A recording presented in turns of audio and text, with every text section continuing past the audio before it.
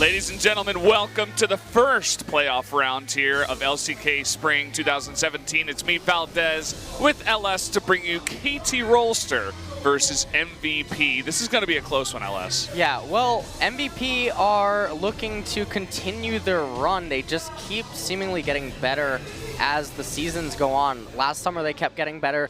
This spring, they're causing a lot of upsets. They've beaten KT in 2 series previously, and now they're looking to take them down here and then move on to face Samsung. But KT, this is the super team that everyone was thinking was going to challenge SK Telecom for the throne of Korea. And if they're still going to want to get there to the finals and get revenge on SKT, they're going to need to bring down MVP. And the real question is, this is a best of 5. And MVP have shown that they're no strangers to very abstract picks. And that can really throw a curveball KT's way, who have been having a little bit of difficulty this season.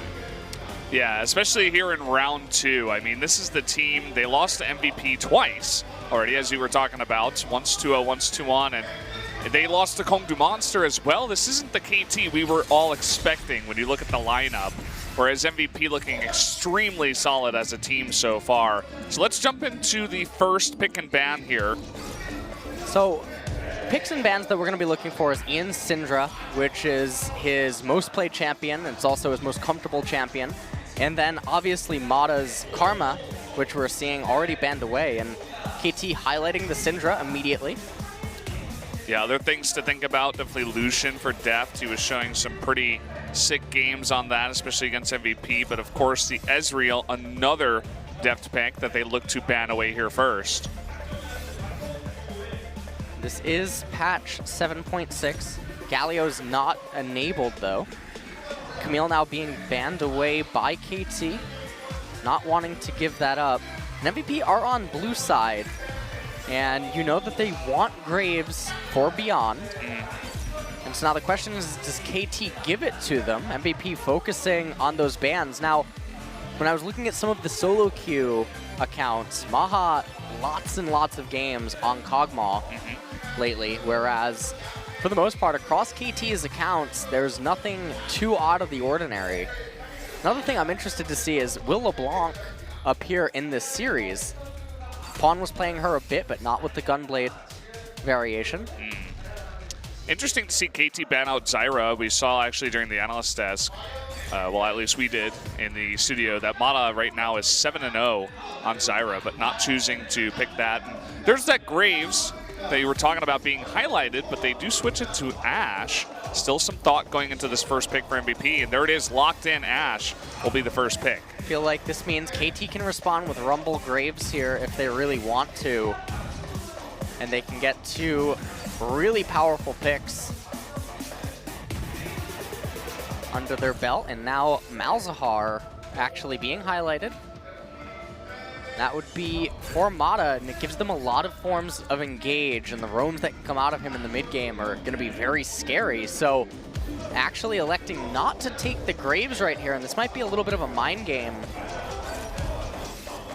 It's very interesting because they know if MVP picks Graves here, they might just be comfortable to go ahead, throw a score on the Elise, or maybe even something like Elise Sin in this first round of picking. We do see the Nautilus picked up, one of the strongest top laners currently. Definitely see that Rumble versus Nautilus matchup in the top lane very often. It's like MVP highlighting the Elise. And we saw in the series with MVP versus Afrika that, you know, Beyond can play other junglers. This is very peculiar to see Graves making it to the second ban phase. And KT, they finalize out their draft with the Varus, so lots of power on their red side. They're going to have the red side Varus, and they have red Rumble. Lots of ability to stall out the game, deny Baron. I guess that's what score looks like. Today I learned. I'm not sure about that. But another ban focused at Ian. You can see that Orianna taken away from him as well, and they're looking to take away Pawn's Talon. Nothing too out of the ordinary here so far in the second banning phase. So the thing is here is that KT already has a ton of magic damage on their team composition, so I'm wondering if MVP now will actually elect to ban away the Graves last and force Score onto a Lee Sin or a Kha'Zix. And that would give Beyond the favorable matchup. Good call. And we've been seeing a lot of Beyond Elise as well. So pretty comfortable there. There's that Lee Sin. It's being highlighted. They just want to get this out of the way and they want to give Pawn the counter pick. Jace is still open. So definitely a possibility if they want to go with that. MVP now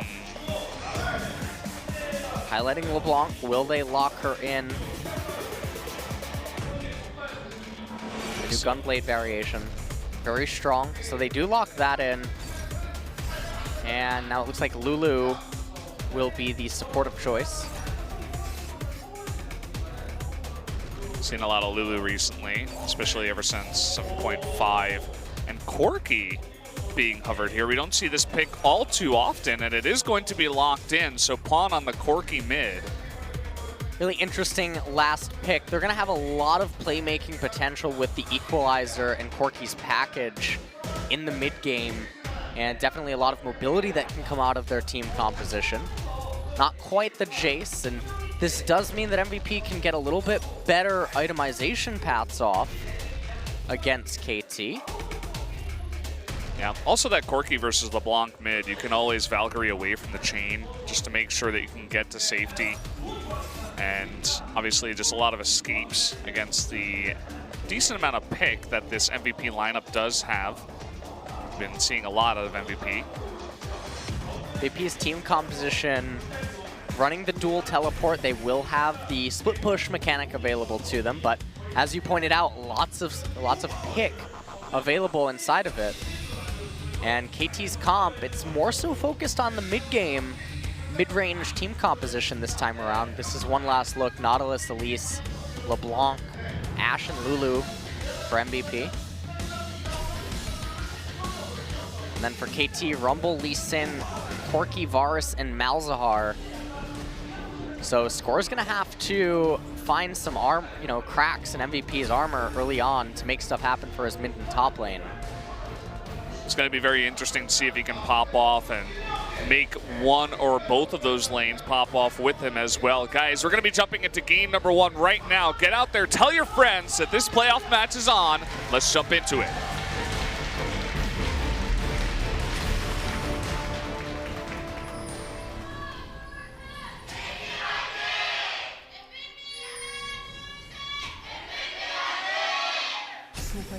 So here we go. Equal representation. You were talking about MVP getting better and better slowly and slowly over the course of this split. And they just seem to come together as a team more and more. Look like one of the best, teamwork centric types of teams. And it seems like perhaps they've been gaining more and more fans over the course of this split as well. Very reminiscent almost of Ozone from many years ago. They don't necessarily have the best players at any position, but as you mentioned, as a unit, as a group, they are performing, up to par with some of the higher tier teams in the region, and they do just keep getting better.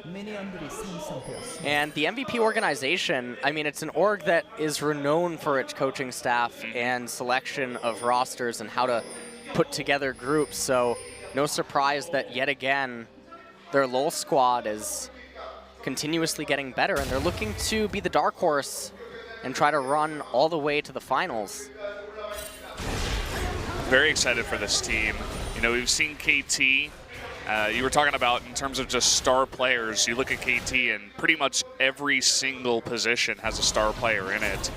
And the problem for them really has just been perhaps overconfidence. Oh, hold that thought. We have an early exhaust coming in. Mono wants to make a trade here with the Voidlings. You can see Max taking an immense amount of damage from Deft 2. That's going to get them a pretty decent lead early on in this lane. They take that trade. Max and Maha are low, but it doesn't come at the expense of the exhaust. And what this means is that Score has potential to make his way down to bottom, especially if Deft and Mata can control the top half of the lane and prevent Maha and Max from getting a ward. Something to look out for. Beyond now is actually electing to get the Scuttle Crab and then perhaps look to gank top or mid lane. He's really the one that has a lot more potential to set up ganks. Coming on in here, there's the flash from Pawn pretty early on to just escape from that early gank from Beyond. We started blue. You can see the pings come down. They're like, oh, okay, he started blue. He didn't start red side or the Raptors, which is what you'd see more often. And so Score's going to get a little bit of an experience advantage, and those pings did notify all of his teammates of exactly what camps Beyond is cleared. So now they know where he can and can't be for about the next minute or two. Let's see what Score wants to do. He's already level 4, and coming on to the Scuttle Crab, he's cleared out pretty much everything except the top Krugs on his side of the map. Does pick up the Scuttle Crab. Looks like he's just going to go back home and buy first. No plays being made just yet. Deft taking a little bit of a chunk. He's even going to... Oh, I thought he was going to potentially lose out on all 3 of those minions, but he ends up getting them. It's a really key moment down in bottom lane. Yeah. You have to question that move that they made at level 1. You know, the exhaust being used means that they have a very hard time. Oh, wow. Max really wants to stop that recall. But, yeah, they have a really hard time. But eventually with the biscuits after level 1, you just play a little bit passive. And then from there, you know you can fight, especially with the Ignite that actually Max picked up. And so far, that means a pretty early recall here in the bot lane for Deft. And with Deft recalling, this means that Mata gets a little bit of solo XP, so it does enhance the speed at which he catches level 6, and then Deft is going to get that as well as Mata recalls. And it did force Maha and Max to stay a little bit longer in bottom lane. So now Deft and Mata do have control over how the late wave will play out. Oh, really nice dredge line into the cocoon here. Smebby does have blast. Does he elect to use it? It looks like no. First blood will be given over to Beyond on the Elise. That's really big that they get that first blood up in top lane and alleviate the pressure, because Nautilus can really spiral out of control against this KT team competition. If he gets too tanky too early, there's too much pressure on Deft and Score to try to bring him down. And in the mid-game teamfights, it could end up being disastrous if things keep going poorly up in top. Triple Doran's ring picked up for Ed. Now Beyond, he's playing on the left-hand side of the map quite a lot, giving a little bit of respect to Maha and Max being able to hold everything down on their own, and Score has not been able to find anything so far. Yeah, I mean, you were talking about perhaps Score had to make something work up in top and mid, and maybe Beyond just wants to mirror that a little bit, but so far, Score has kind of just been farming up. He was looking for a gank in mid with double control ward around the bottom side of the mid-river, but nothing was happening as Ian kind of sensed it and didn't go for any kind of engage onto Pawn. So far things looking pretty good for MVP. The gold's even, so, you know, they do get that first blood, but a bit of CS lead in terms of Deft a little bit ahead and Smeb just a bit as well. All the laners for KT are out farming their opponents, so they have that going for them, and also the vision control that they had around Beyond's red side jungle was absolutely beautiful. Now we can see that Score and Mata doing a little bit of an invade. Yeah, look at this. Score actually not level 6 yet, whereas Beyond was. If he had level 6, he might have been able to flash kick it back into a kill, but not quite there.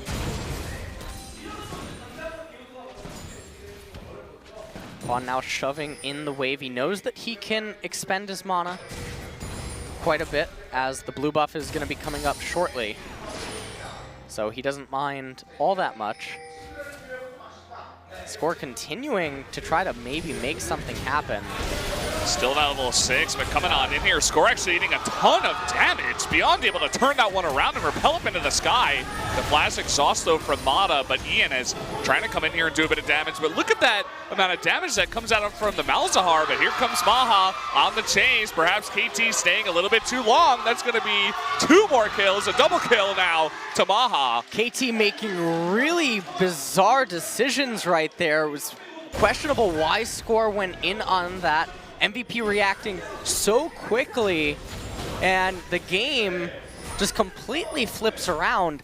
A lot of stuff went over to bottom lane now for MVP, and so what was mostly going to be like a 3v2 scenario ends up turning around, but Ian getting picked off by Deft. That's a really big salvage. Deft calm as ever, just chewing his bubble gum. He's so mad. He's so furious. Like, God, why does my team feed every time? I'm just trying to carry here. Take another look at this replay. So Beyond is clearing out the ward. Score goes in, having level 5. You see Pawn, he has no mana, and Ian was right there to respond, and Maha was way too far away. And then you can see that the bottom lane for MVP, super quick to respond. Deft not in position to do so. So once Max gets here, it's all too easy for him and Maha to bring down Mata and Pawn. And that came at a lot of summoner spells going down. Yeah, I mean, that was flash exhaust from Mata. Deft, he had to flash in actually for the kill onto Ian. Maha only using his flash to pick up the kill onto, I think it was Pawn during that fight. Score looking to make a move up here in top lane. So far, just a Spectral Cowl on this Nautilus. So will be good against Rumble's damage, but not so much against Lee Sin. He lands the Sonic Wave. There's the flash into the kick.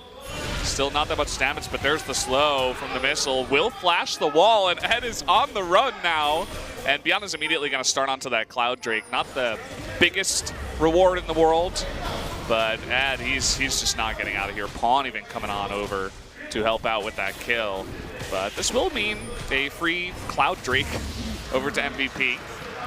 MVP pick up the Cloud Drake, and that'll help them out with their split pushes later on. Ed did his best to try to waste as much time as possible. Did come at the cost of his flash, though. And so KT getting the ball rolling for Smeb a little bit now up in top lane. He's going to almost have that Liandry's Torment available to him. There it is. Picks it up, as you were saying. Taking a look at the items, the 80 carries, both going Blade of the Rune King. That's kind of flavor of the month. Pretty much everyone picking that up first nowadays. And right now, all that we're going to be waiting to see is what happens around the 15, 16, 17 minute mark when the next dragon spawns, because KT, they're not going to want to give over 2 Cloud Drakes to MVP for no reason. And that's going to be when the mid-game team fight breaks out. So anything between now and then is really crucial, especially in bottom and top lane, as it's really going to dictate exactly how that fight will pan out. Yeah, definitely will. I feel like Pawn's Corki is going to be pretty nice in those fights. You were mentioning the package earlier on, but that Hex Drinker itemization is just so easy for him up against LeBlanc Elise, and even Ed on the Nautilus will mitigate a ton of that damage, and looks like he's going straight into Phage and probably Trinity Force right after. It's going to immediately go into that Trinity Force. It's going to be delayed certainly though because of that Hex Drinker first pickup, as you were mentioning. So he won't quite have the damage output in that initial team fight, but he's going to have more tankiness available to him, and so he's not going to need that damage entirely, as long as Deft is big. They're making a big play down here in bot. MVP wants to punish here and potentially go into a break, but here we go, the big arrow onto Deft. He is gone, baby, gone. No way to survive that one.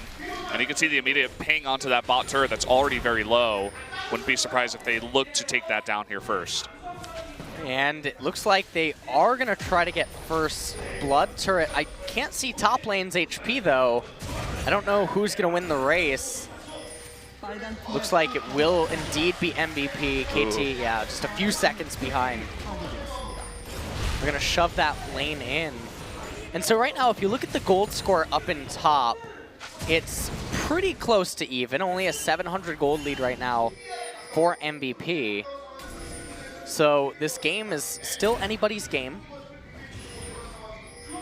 Maha finally picking up some more damage now. And him and Beyond are the ones with the majority of the gold and the kills. You can see that Ian's still a little bit ways away from that Gunblade. But with bottom lane being opened up, the rotations are going to start, and this is where it's going to benefit the dual teleport and the mobility of that LeBlanc and the Elise with that Cloud Drake enhancing it. Motto is waiting in the wings here. He's hit level 6 on this Malzahar, and he has his flash exhaust up. So definitely is looking for another pick for his team. Trying to strike back after Maha getting a nice little arrow onto his buddy Deft. Max just hanging around. Ed is actually coming into mid. Pawn here, he's got to be careful. Will Valkyrie away, but there's the Dreads line into the arrow. Immediate knock-up. And even the Wild Growth committed to here. That's going to be another kill fed over to Maha in the bot lane. Nice little string of plays there by the Nautilus Ed.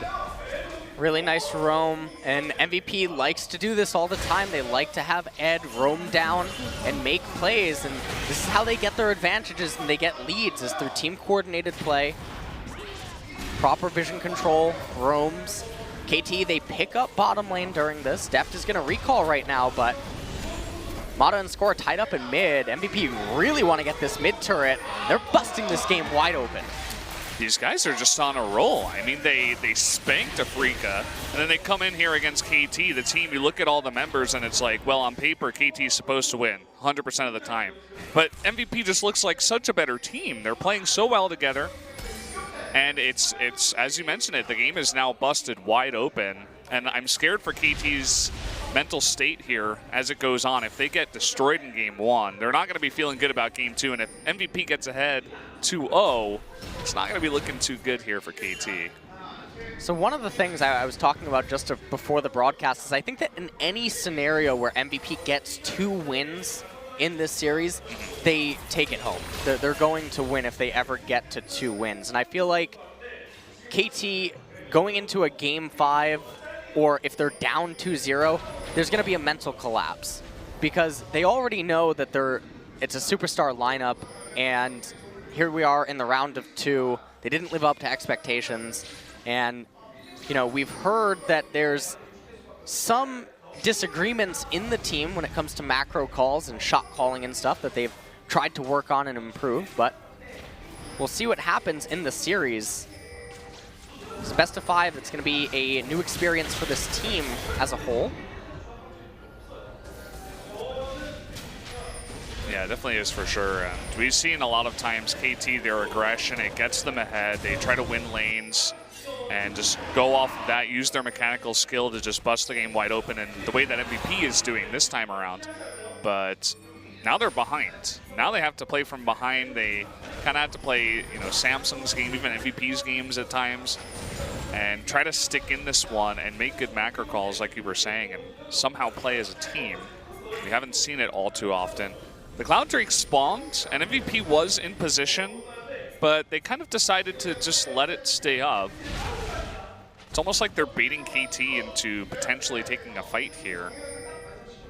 And I think that's what they want to do, although it's a little bit questionable. You can see the items that MVP have right now, some of them are still waiting on the completion of some of their items. They just have the recipe components, and so they might want to delay until that can occur. Ooh, big play made here onto Deft. Misses the chains, but look at that burst damage coming out here from Ian. And actually the flash Nethergrasp here onto Maha. They're going to go all in on him. That was about 4 ultimates used there to take him out. Looks like 3.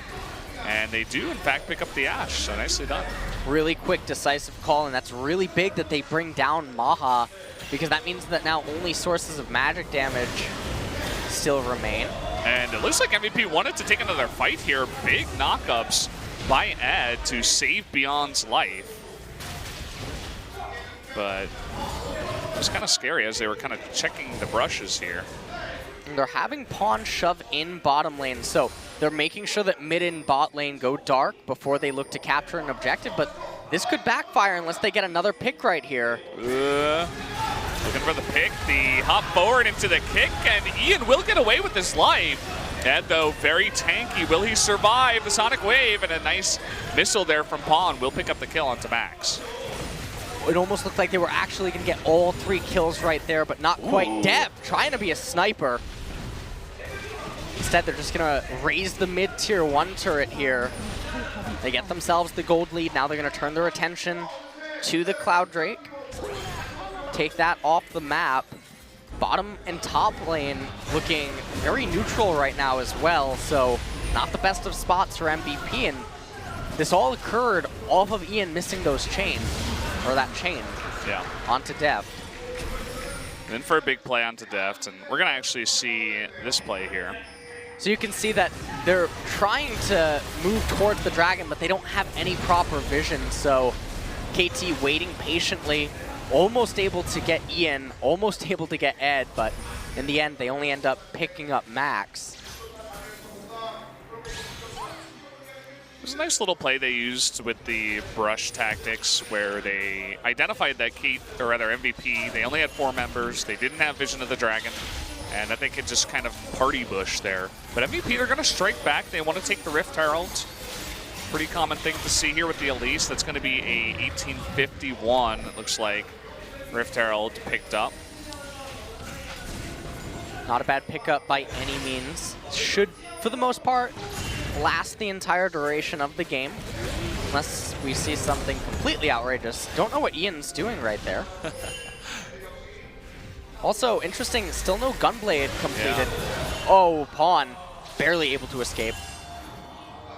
And he wanted to go 1v1 versus the Ashe that has 3 kills already.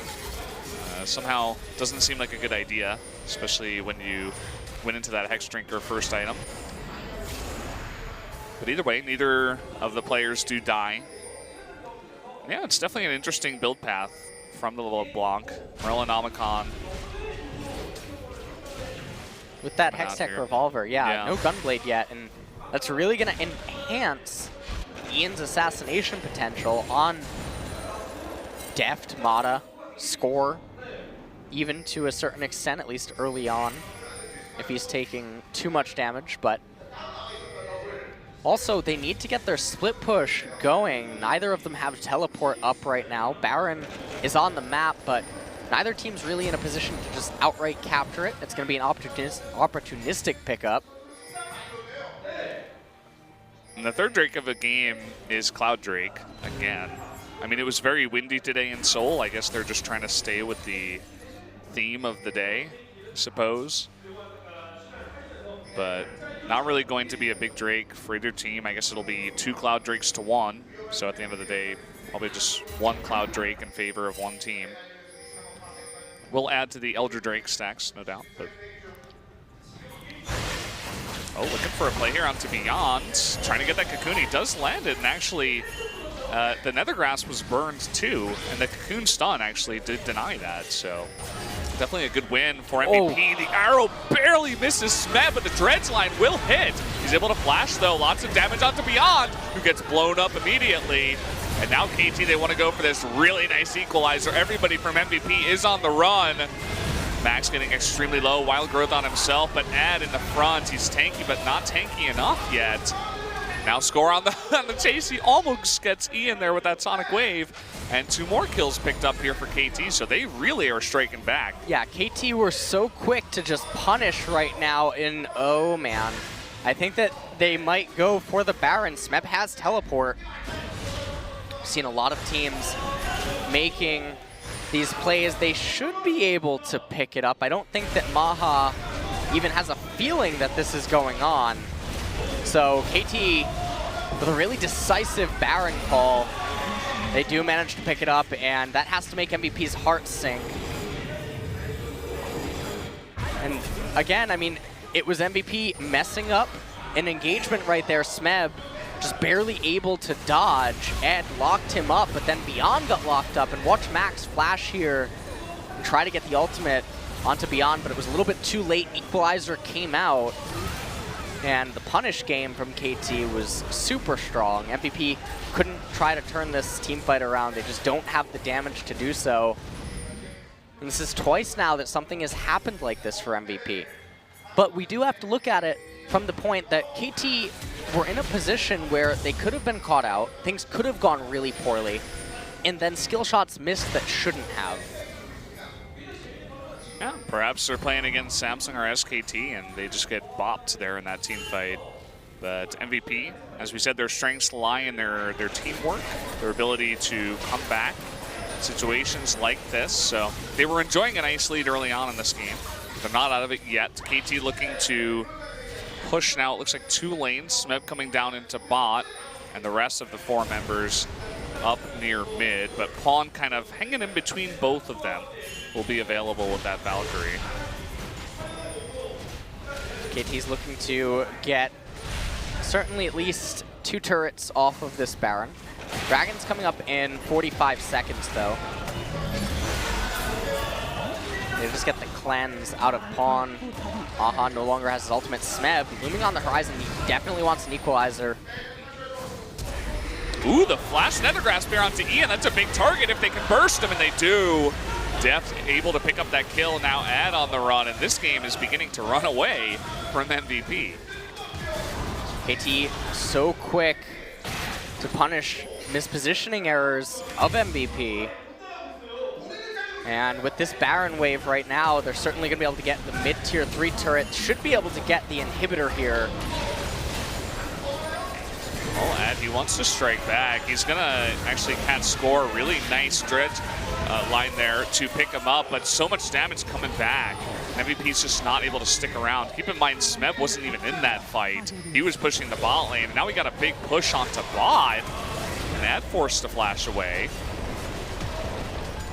And now Ian is here. See if he can do anything. Doesn't look like it. They end up getting chunked even more so. At the end of the day, lots of turrets going down, inhibitor exposed.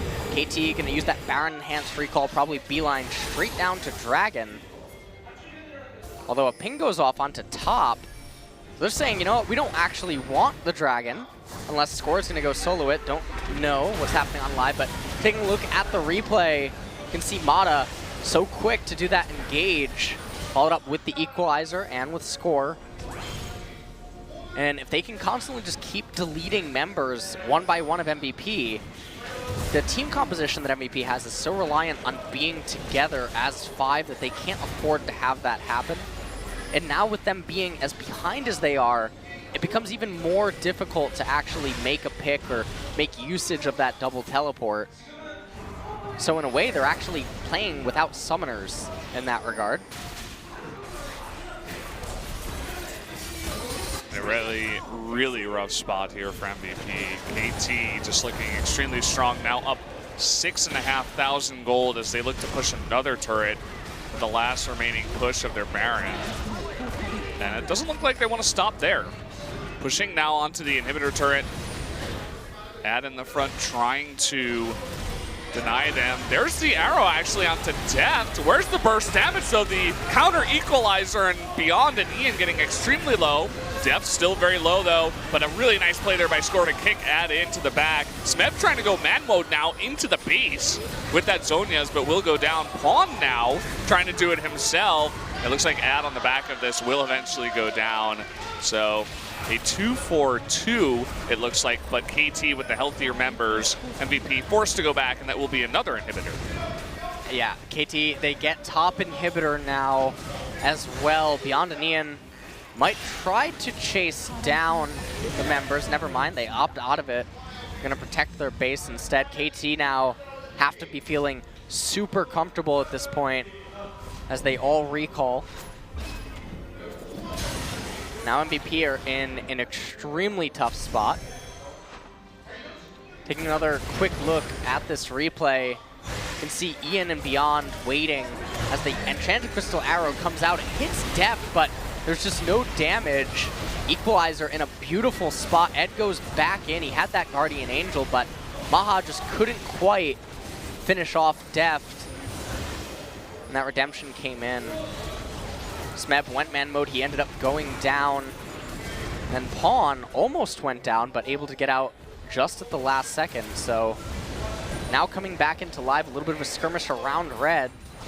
KT probably just want to get Cloud Drake off the map. Looks like Pawn's going to solo that. Yeah, that is a goal for them. You can see a difference in gold of 3,600. So many turrets taken down, as well as inhibitors after that Baron take. Just looks like one good fight after another for KT as they really pull it together, and they begin to look like a team that isn't getting overconfident and is playing as a team. The good KT that we all love and wanted to see. Looking very strong here in game number 1, making a good case for them to potentially go up to face Samsung in the next playoff round. A lot of the things this match that have gotten them to this point is how quick they were to punish the mistakes of MVP and obviously their mechanical ability. So as long as they can keep that going for them in the series, then they should have an easy time continuing to take down MVP. And now, I mean, pushing here in bottom lane, you can see that they're just waiting on mid and top lane. And even if they can't get this inhibitor, they probably are going to. But regardless, Baron's going to be coming up soon. They're looking for that arrow, it misses. They grab Pawn, but no follow-up once again. Really nice equalizer, and Smeb, he's going on in. Getting very low, but will be able to Zhonya's. Maha able to cleanse away, but there's the Nether Grasp to follow up for the kill. And now Super Minions banging on the Nexus turrets as KT looks to end game number 1. Yeah, that's probably going to be game number 1. The top Nexus turret about to fall. Final Nexus turret going to fall as well. Smeb has teleport. He's going to come back in here in a second. There he is, and this is just way too many minions. KT just playing with their food now, saying, we're the team that's going to go on to the next round. MVP trying to fight back here. KT making it interesting, but there it is. Game number 1 goes to KT Rolster. Really quick. Game number 1 actually at 29 minutes off the back of that very good Baron call. And the mechanics of KT were pretty on point once the mid-game arrived in the mid to late transition. MVP, though, they're not totally out of it yet. They've gone down before. And a lot of things could have gone differently. That arrow could have hit Smeb. That was the decisive turnaround. The chain could have hit Deft, and that whole fight in mid-game could have never happened. So as long as they look at it and assess it from that viewpoint and mentally keep it together, they're still looking reasonably okay going into game 2. Yeah, definitely would have to agree. A couple of team fights, if they go the other way, that could have been MVP ahead. But KT looking very confident, and you were talking about how important mental state and just, you know, positivity in that booth is. Well, they're looking really happy. The coaches go in there, pat everybody on the back. And if they can roll this one into a game 2 win, they're looking really, really strong right now. See what happens in game number 2, and if MVP or KT for that matter have any special picks in store. Yeah, so guys, we're going to be back actually in 15 minutes with game number 2.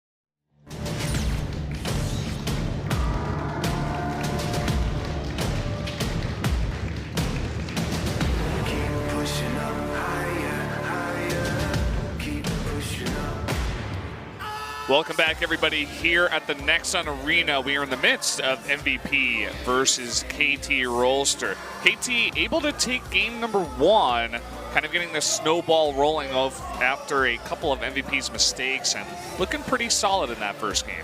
Yeah, they were so quick to punish MVP's mistakes, and it ended up leading to them just spiraling completely out of control. They got the Baron, they knocked down so many turrets with it, got themselves an inhibitor, opened up the game, and MVP could never quite stabilize after that. But then the question in my mind is what happens if that Ash Arrow had hit, or what happens if the chain hits onto Deft? It was a completely different game leading up to those 2 moments where MVP were outclassing and outplaying KT, but then ended up falling apart. So I don't think that it's really super one-sided, and I think coming into game 2, as long as MVP can keep their mental together, they're still looking quite good in this series. Yeah, they got to grab their mental, as the Koreans would say, and just keep it together. KT, they look really confident, they look really happy, but we've seen them look happy before SKT series too, so it doesn't really mean all too much. It really comes down to what happens in the game, and Pick Ban here is about to start for game number 2. Very excited to see how these 2 teams will switch it up coming into this one. Well, we'll see how the picks and bans go. Wouldn't be too surprised if it's very similar to game number 1. Although I'm not sure how KT are going to draft this time around on the blue side. So Syndra being highlighted for KT. MVP might just respond similar. Yeah, there it is, the Karma.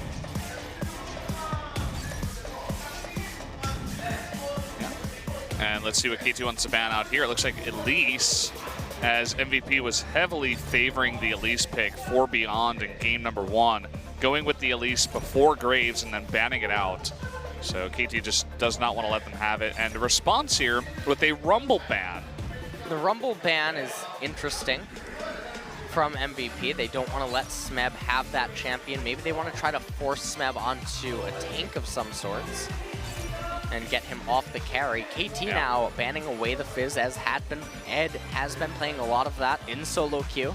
And you can see the camera immediately goes to Deft after the Rumble ban, because 2 bans were used against Deft in game number 1. The Lucian and the Ezreal were banned away by MVP on blue side. So now they're switching things up entirely, and they're not even going to ban out a single AD carry. They're going to be forced here to ban Camille as their 3rd one.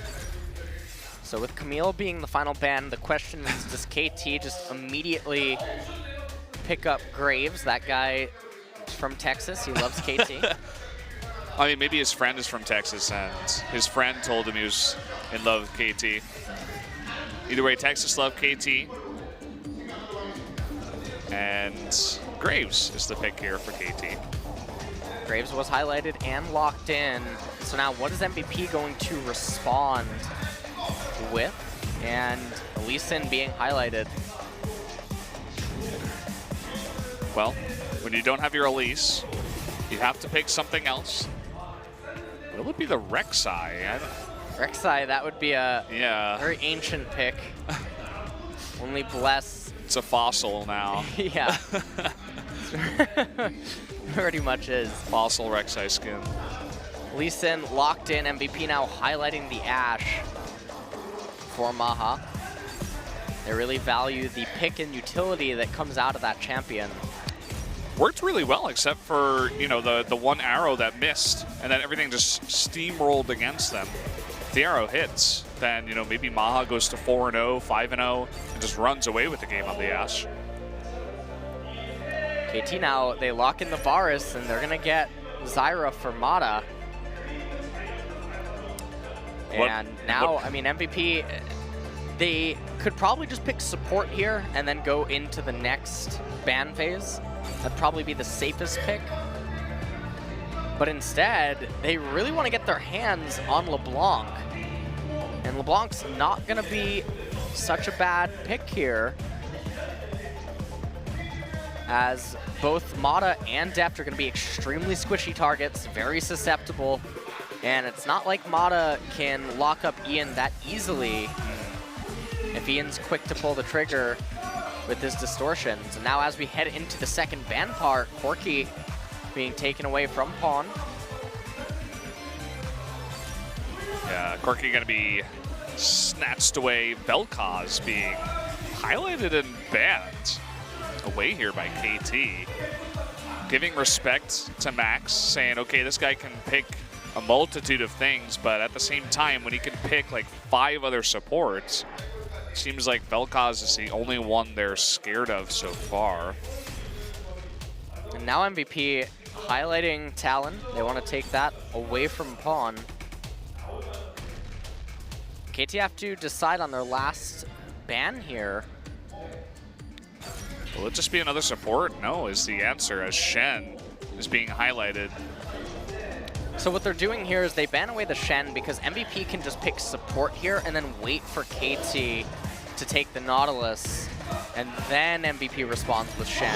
Oh, we're having Blitzcrank in this game, guys. The crowd goes crazy as Max, he picks up another champion here in LCK Spring. Oh, KT now highlighting the Kennen.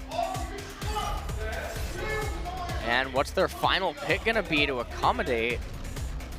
Smeb. Looks like Rise being highlighted. That's one of the other responses to LeBlanc in Korea. So that is picked up here for Pawn. And so MVP, they need to answer to the split push, and they might go with another Ultra Comfort pick. Yeah, I was surprised we didn't see any Sion bans in Game 1 or Game 2 by KT because, I mean, we've seen Max wreck even on Sion, you know?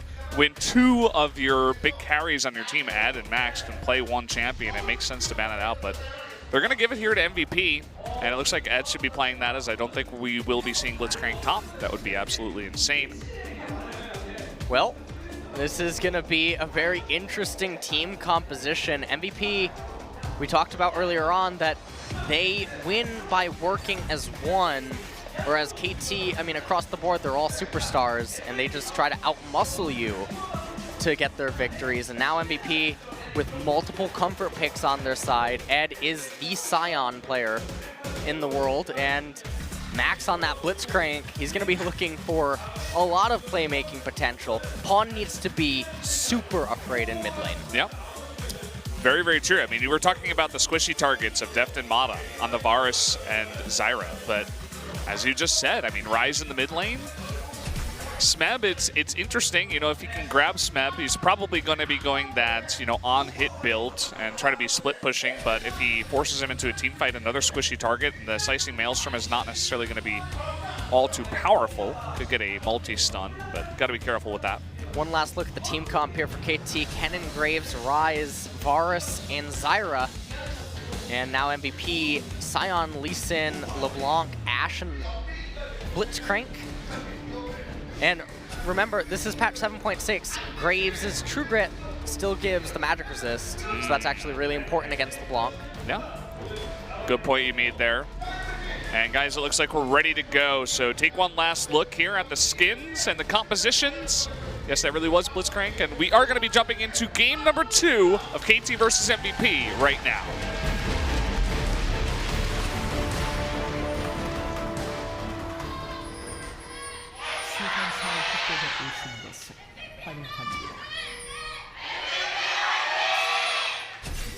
I feel like MVP won that one. I think there was more fans for KT, but MVP had more passion. And, well, oh, wow. I don't think Mata saw that. He squeaked by. He's going to get the grab here. There's the Sonic Wave. It doesn't look like there's enough damage, though.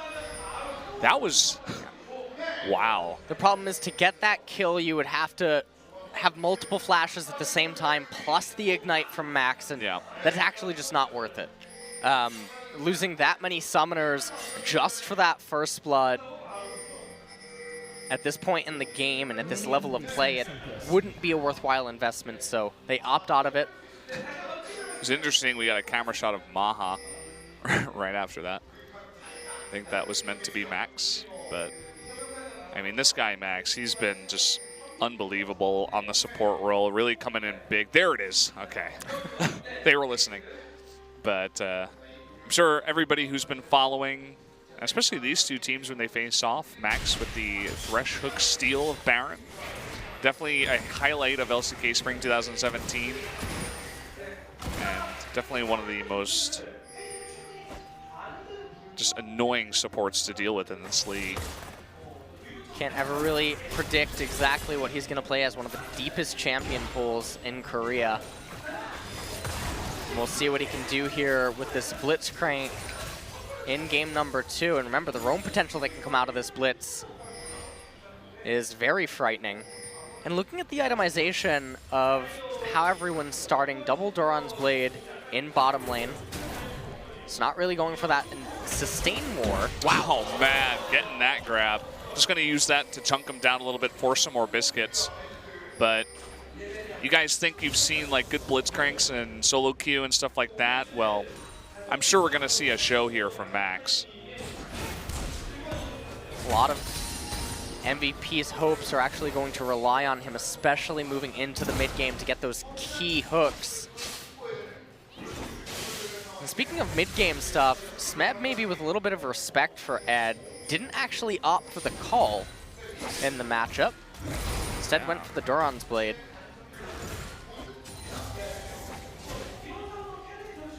Yeah, I would definitely have to agree. He just wants to make sure that he can win that lane cleanly instead of trying to take the greedy opening.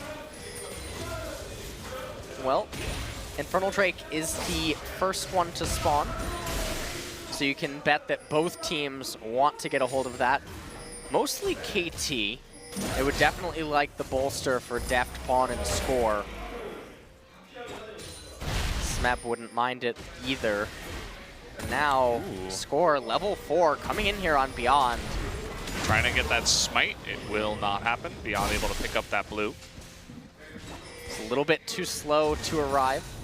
That was a pretty key moment as well. Score got the smite off on that. That would have been pretty bad. Beyond probably would have been forced out of his jungle, unable to clear Gromp even.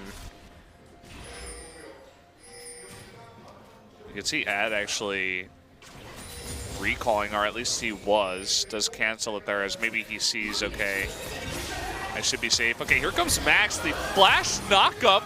And flash here from Deft, looking for that hook, and actually he grabs Mana, who does block him in the turnaround here. Score's coming down into bot lane, looking for that first blood. There it's gonna be. He wants more too with red buff here, but there's the teleport coming in from Ed.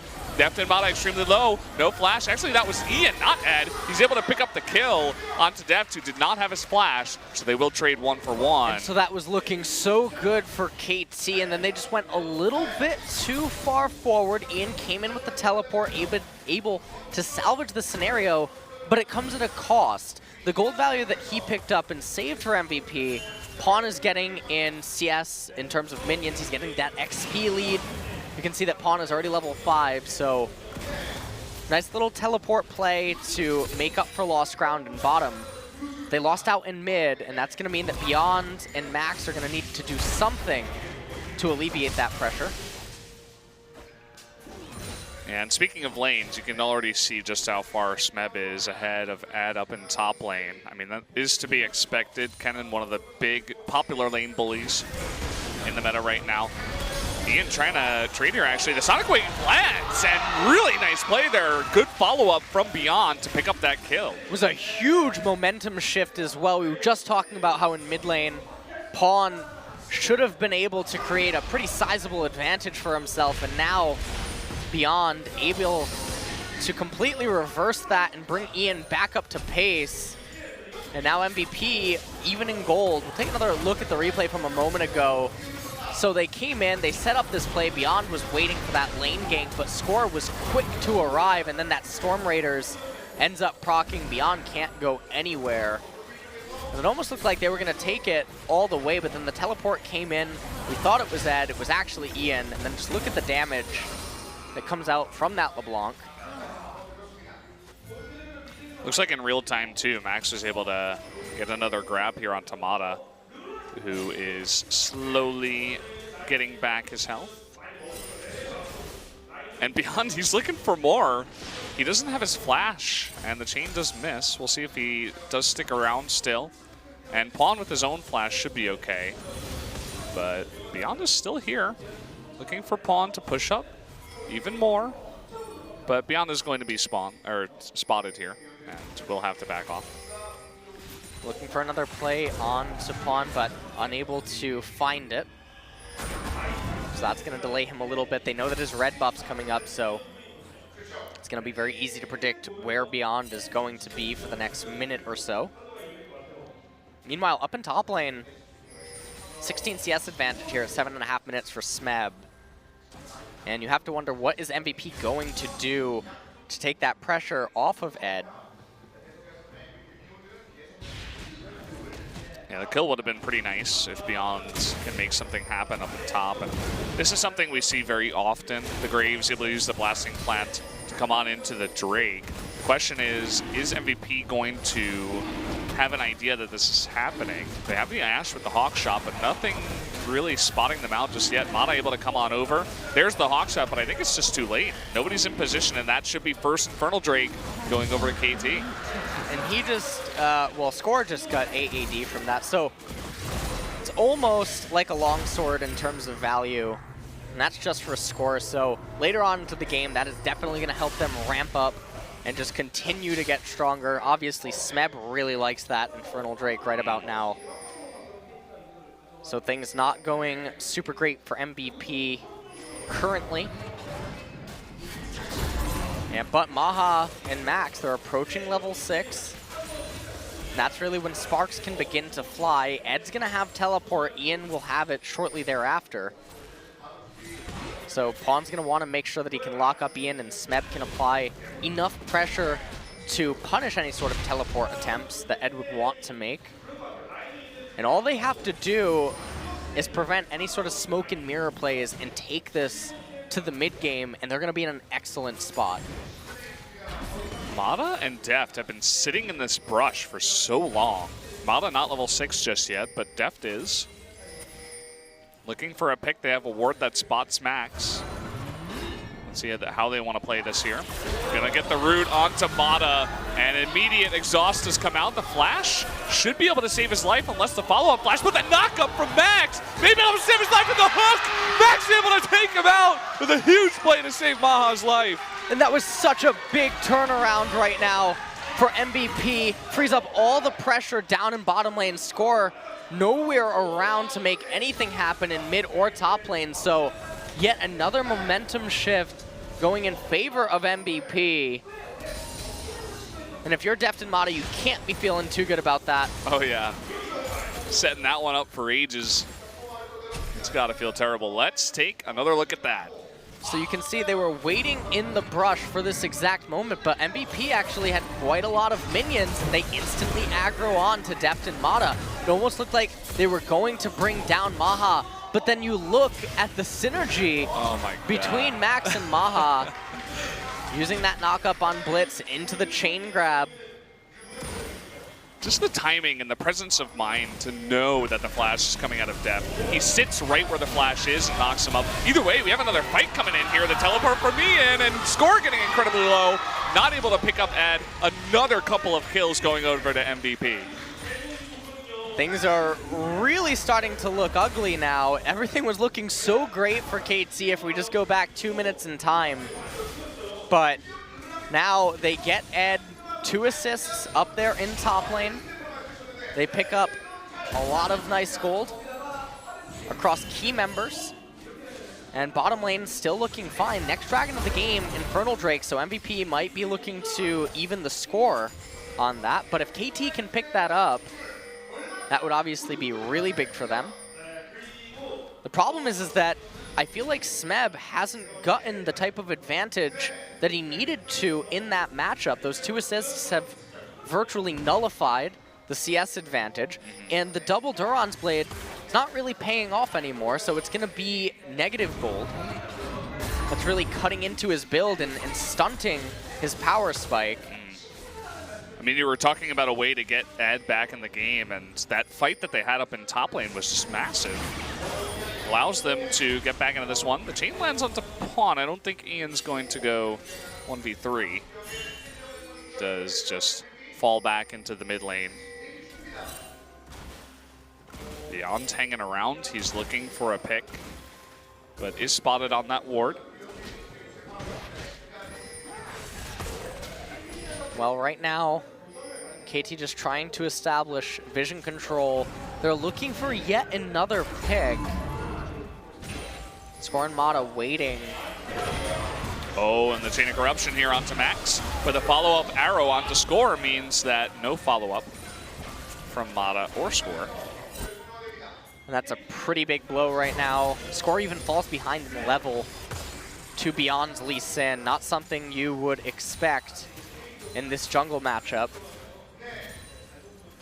And now Deft and Mata, they're going to be left without really anything to do. You can see them just sort of posturing. It almost looks like they don't want to recall, but they don't have too many options available other than just waiting for the next wave. And this frees up Beyond and Max potentially. Looks like Max actually opts into just staying. Beyond trying to locate Score.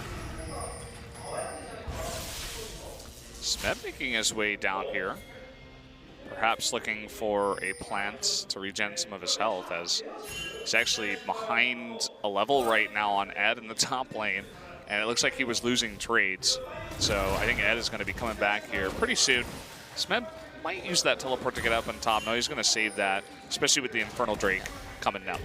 He has to save it because of that Infernal Drake. If he used it right now, he might be able to think, okay, well, I can establish enough lane control so that if Ed teleports, I can get the turret, but it's not something that he wants to do as it's double Infernal. Taking a look at this replay from a few minutes ago, just really beautiful setup with that teleport on Ian and Beyond's arrival to really just shut down what Score and Smeb were trying to accomplish. All the pings going down now onto this Infernal Drake. You weren't kidding when you said it was important, but I have to say, like, MVP right now, 2-0 and 2 LeBlanc, and a decently fed Lee Sin too, 2-1 and 2. And they've established control. Look at how far up Max is past the Tri-Brush. There's no vision around here except of the Dragon, it looks like, for KT. Oh, Score. Ian going in, and there it is. The hook on Tamana, too. He's going to go down. Can KT follow this up, though? Baha getting pretty low, but here comes Ed. The big knock-up onto Score. Beyond going in onto Deft. The big kick. Smeb, though, going in 1v4. Trying to get those big stuns off. Will get chained. Max getting very low, but does survive. Ed now all alone. Looks like he will be another casualty. Beyond, meanwhile, is kind of just awkwardly in the Dragon Pit. I don't think he has a way out. Unless he can hit Smeb, it looks like he tries to go on Score. It's not going to happen. And that's pretty gigantic for KT. Winning that fight nets them another Infernal Drake. Yeah, that is an enormous victory for them. They outmuscle MVP inside of that team fight. It looked like it was actually going to go really good for MVP. But now KT winning that handily, picking up their second Infernal Drake. That's really, really bad for MVP. We'll take another look at what's happening here. So Ian comes in, gets onto Score, ends up going backwards. They end up completely deleting Mata from the fight, but Baha a little bit too far forward. Ed's ultimate went onto Score, and Smeb was going completely unanswered in the backside. Beyond here didn't quite land his Q to follow that up, and then he was trapped inside of the Dragon Pit without any help coming to him. So this game has been a roller coaster in a lot of ways. But KT are very far ahead right now with that double Infernal because it's nullifying the gold advantage that MVP has, but their team composition is better. And with the Infernal Drake, that makes every single item, base level up, etc., that much stronger for them, and it's something that MVP can't control. So MVP going to be heavily reliant on picks as we move into the mid game here. They're going to need to look to assassinate people and then try to win 5v4s. Yeah. And even more unfortunate for them, Ocean Drake is next. So even if they get a couple of picks and can transition into getting a dragon, it's not really an efficient one at all. You know, it's not really going to be all that good. So maybe if they can get a Baron off of that a little bit later, perhaps. The good news is that Ian made Gunblade first this time. That is good news. It's off to a much better start this time around. Now they're looking for some plays down in bottom. Max. Oh, really nice chain there onto Max. He is gone. There's no hope for him. Nice play there by Deft to secure the kill for his team. Looks like they're now rotating into mid lane, and what this is intended to do is draw Beyond out of the jungle as they threaten pressure onto mid that Ian would not be able to hold on his own.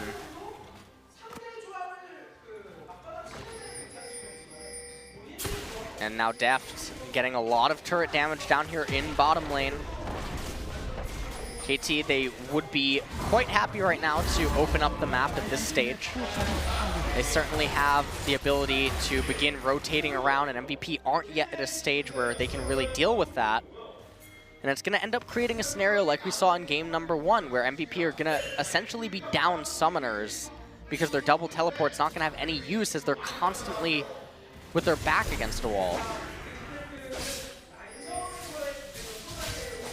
One thing I mentioned before the games even started tonight was the 7-0 record right now for Mata on the Zyra. I feel like, especially in that last fight, he kind of just got grabbed and died. And I think he got an assist on the kill of Max, but he essentially just, made a plant and, didn't do much. Excited for the potential Mata plays a little bit later on in the game. Some nice Stranglethorn play, perhaps, or some good roots. Well, his ultimate is going to be extremely useful against Beyond and Ed. But really, the later stage team fights, I mean, if Mata just uses his ult defensively and they coordinate properly with a 1-3-1, because even though Pawn doesn't have teleport, he still has his ultimate, and it's like a pseudo-teleport. And we know that MVP doesn't have any real response to Smeb's split push once that cannon just becomes unstoppable. So it's all about just getting there. Dragon's going to be up in about 1 minute and 45 seconds. Baron's going to be on the field in 45 seconds. So if KT take another decisive flight like in game number 1, they can easily look to just shred through that Baron. Yeah, no doubt. Now they're looking for another pick onto Max. Tries to flash the knockup. It's not going to happen. But look at the play onto Deft. He's getting very low. Max is still alive. That's 2 kills to MVP. Score able to follow up, but no doubt he'll pay for it with his life. Baha able to pick up a double kill in the fight. And MVP turns that one on its head. Ed was ulting in, ended up colliding with the wall, but the fight yet again, it's MVP coming out ahead. Oh, in bottom lane, okay. Turns out Ian Hurts doing quite a lot of damage. Now they're going to raise mid-tier 1 turret, pick that up for themselves, and that's a really crucial turret. MVP takes the lead in gold. Yep. Smeb almost able to get top tier 1. Ed now up here to try to save it. He's down a level, though. It just actually, no, never mind. He just got to level up. And look at the itemization from Ed. That's not a very common first item that we see every day, but nice foul. Putting a lot of investment on his carries. A lot of protection to Maha, no doubt, specifically. Just, oh, what? That was a max range grab down in bot. That was pretty cool to see. Maybe we'll get a replay of that. Didn't amount to much, but it was a cool grab. KT now rotating up into top. Looks like they want to take out that top turret, perhaps. They just want to keep getting turrets and getting more gold. This is how KT operates. They just try to keep running around and then getting objective. And Ping went down onto Baron. Don't know if that's just for wards or if they suspect that maybe they're looking for some sort of a cheese. Dragon's on the map, and well, hold that thought.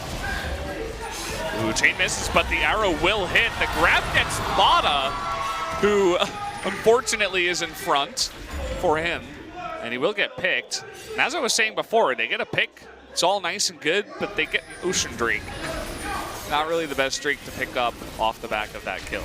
Yeah, definitely one of the, it's probably the worst dragon that could have spawned that MVP could have potentially taken. Next is Infernal. Next is Infernal, so they want that one to sort of even the ground. Can't let KT get the third one. That would be catastrophic. Take another look at this replay from a few minutes ago. They locked up Max, couldn't quite get the damage onto him. And then Beyond, with that ultimate off of Maha's Enchanted Crystal Arrow, they're able to lock things up. Ed came in here, he ultied, not because he was trying to join the fight, but he wanted to let KT know that they just crashed. And so, you know, it was about sending a message. Oh, yeah. He just wanted to have that really loud sound happen that's really scary, just to scare them a bit. It's a morale thing, no doubt. Looks like Beyond is going to pick up blue. Okay, well, he picks up the blue. That makes a little bit interesting. Makes his combos a little bit easier.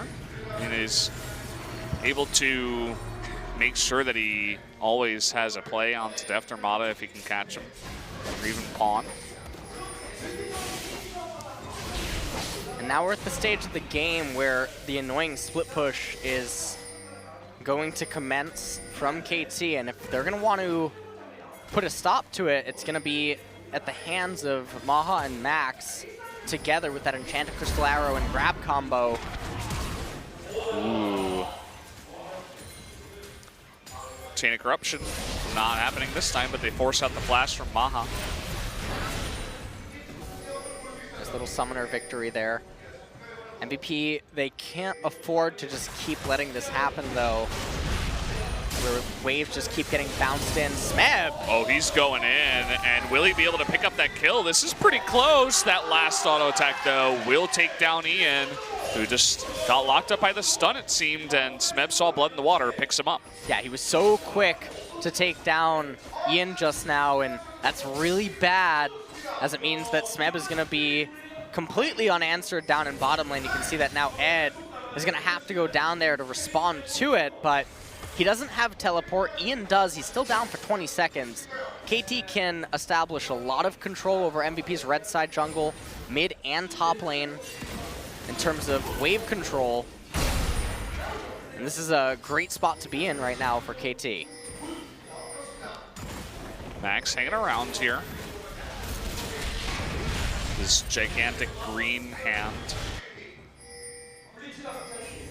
Those crane games in Korea have gotten extremely popular.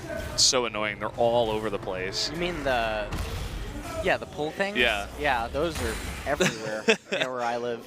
There were like a couple of them that got popular in Hongdae, like these popular areas, and then everybody just decided, okay, that's the new thing. And that's what Korea does. They decide something is the new thing. Like for a while it was juice places, and like 5,000 juicy places opened up in Seoul. And a lot of them have closed down now because it's not the thing anymore. Now the thing is the crane game. That's why Blitzcrank is coming out in this game, LS. I've figured it out. Do you like that Blitzcrank skin? It kind of annoys me, actually. Yeah, it does. it looks like a, I don't even know. Like, did you ever watch Toy Story? There was that really ugly doll. Yeah. It looks like that doll and like Buzz Lightyear had a child. Yeah. That's actually exactly true. what that is. Yeah. That's So- really weird. You like nailed it right on the head. Yeah. I think it has to do with the way his head looks too. It kind of looks like it's got needles poking out of it. God, I'm getting I don't feel very comfortable right now thinking of that doll from Toy Story. Oh, man. Well, We got an extremely close game going on right now. I mean, the gold is almost exactly even. MVP is 5 ahead. As you mentioned, the 2 Infernal Drakes are gigantic for KT.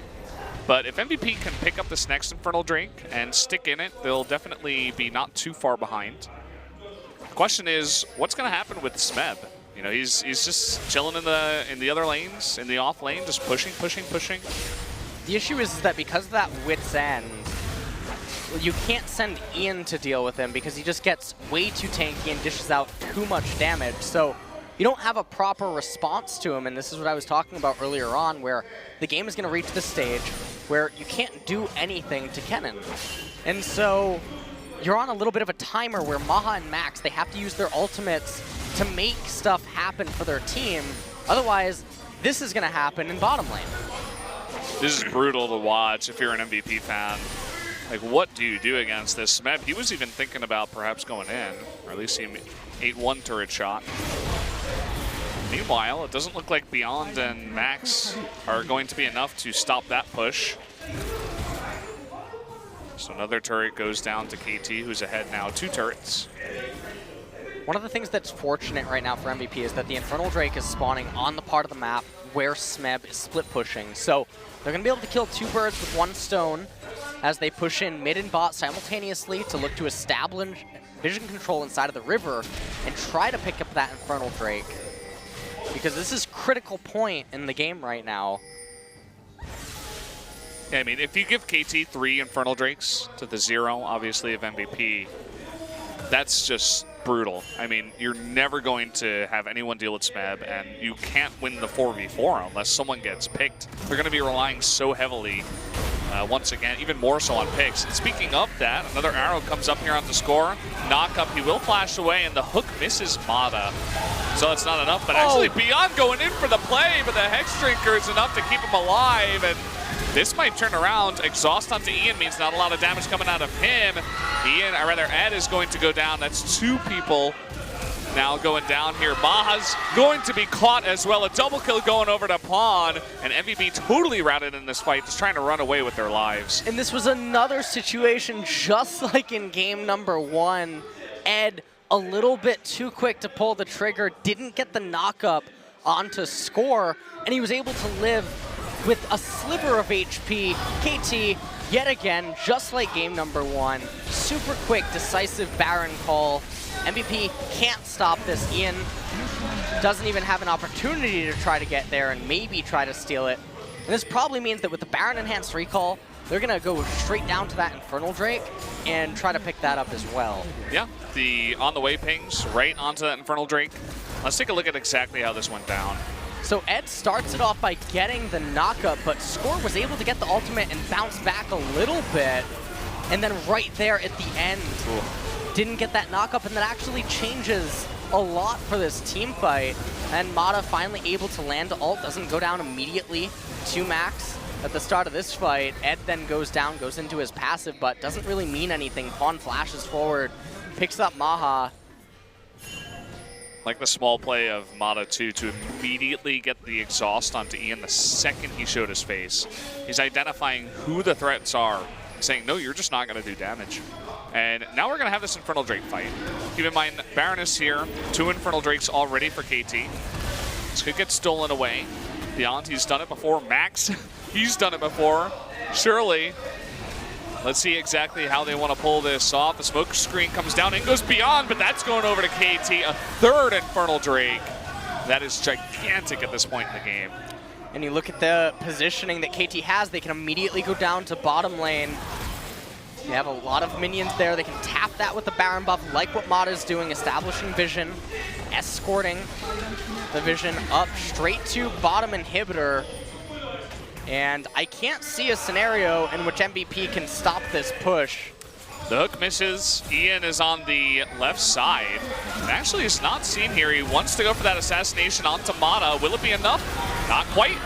The redemption will keep him alive. Meanwhile, Mata is going in onto Smeb. Smeb maybe going a little bit too far. So a big pickup there for MVP, but Ed, oh man, he just gets burst down there by Score and Pawn. Trying to do whatever damage he can there after he dies, but that's just not enough. And maybe just underestimating the amount of damage that Pawn and Score can do at this point in time. That's going to be first inhibitor going over to KT.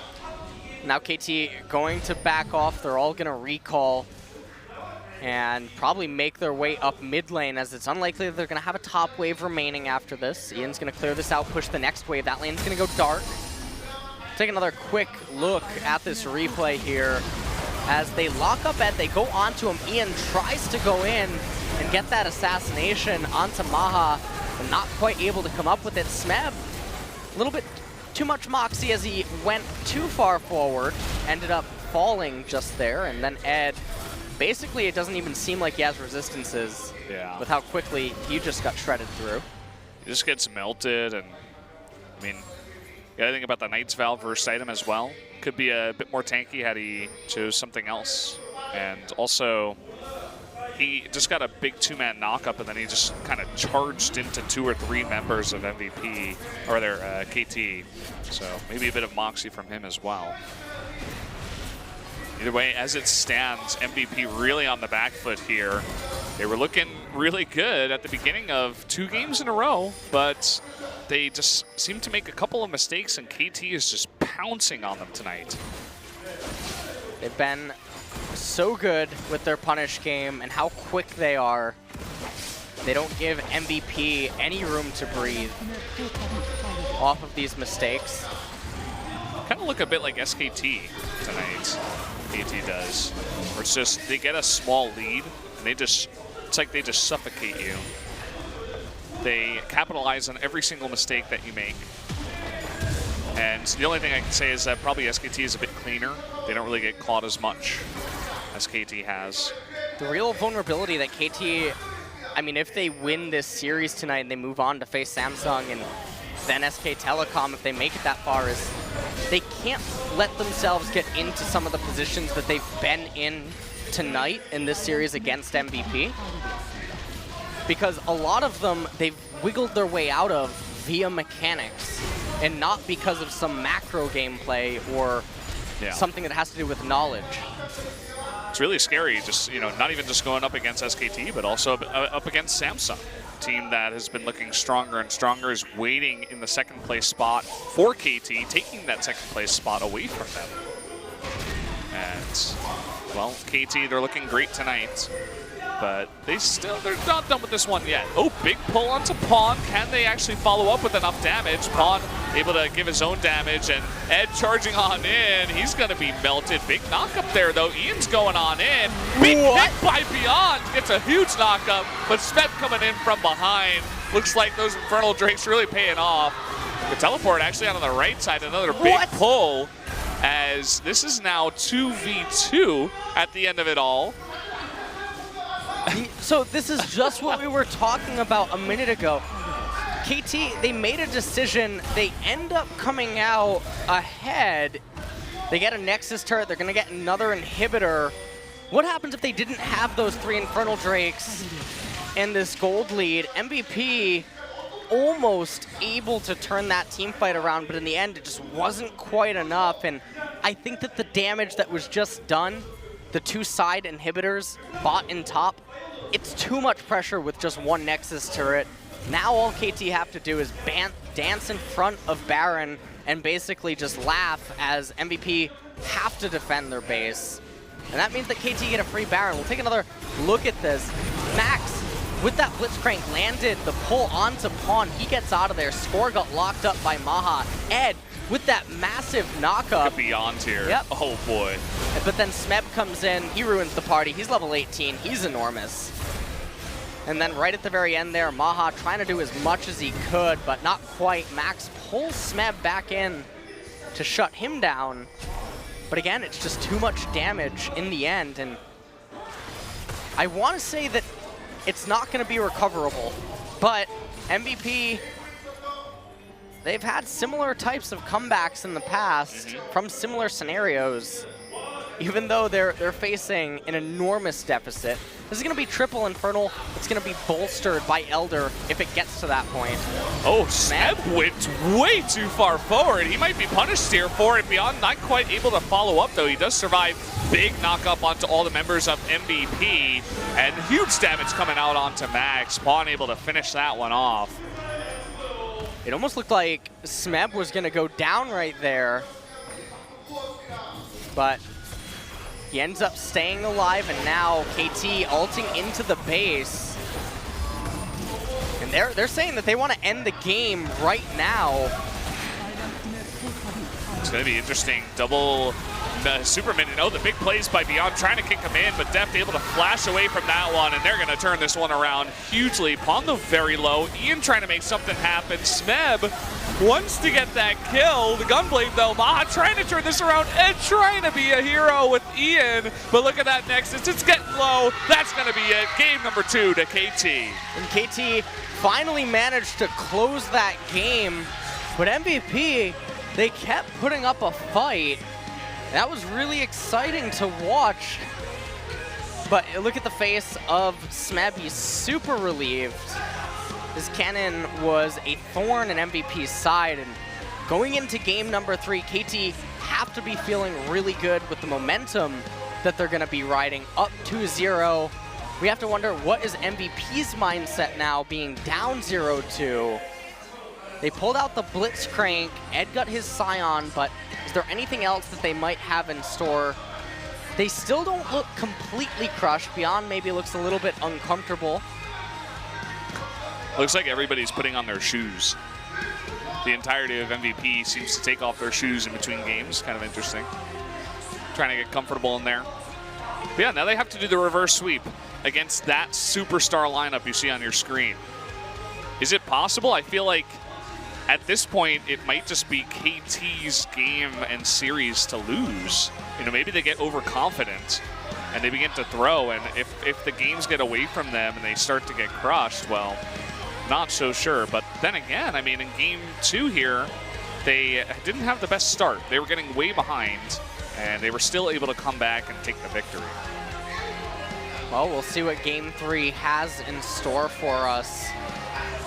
And if KT's going to show any special picks, that would be the game to do so, as they're up 2-0 and comfortable. But we're going to go to a break before we come back with game 3.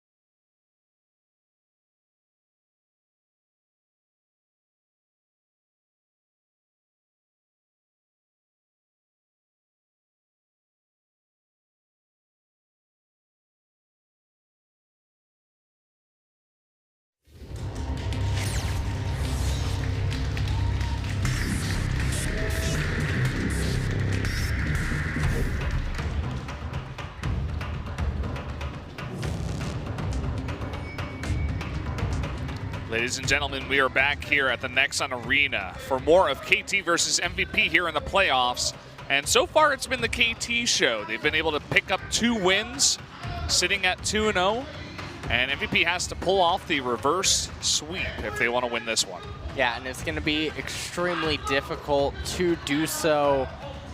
I mean, coming into game number 3, the one thing that they can say to themselves is that the games, for the most part, have gotten out of control due to mechanics coming up shy or short in some of the team fights. And if MVP can manage to get another lead, but then step up their mechanical game, they might have a shot at least winning game number 3, and then they can take it from there. But yeah. KT, on the other hand, if they want to experiment or show some sort of unique team composition or some picks, now's the time to do it. Yeah, they could definitely run away with this one. MVP to me, as you were talking about before the break, is not a team to just lay over and die, you know, just accept the loss. I think they're going to be coming out here fighting really hard. Question is KT going to let them come back in this series? Let's jump into pick ban for game number 3. Don't expect to see KT deviate from their Syndra target onto Ian. And likewise, MVP probably not going to deviate from the Karma ban.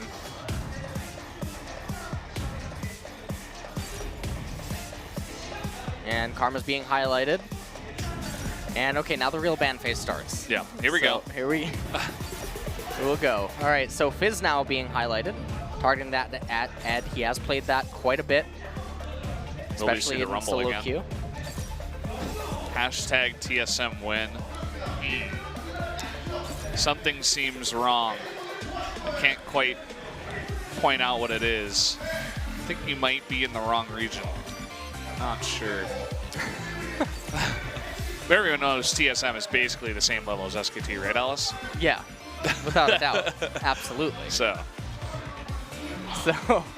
well, here we are in the final ban now for MVP. They're going to have to decide what they want to do here. They've already banned away the Rumble.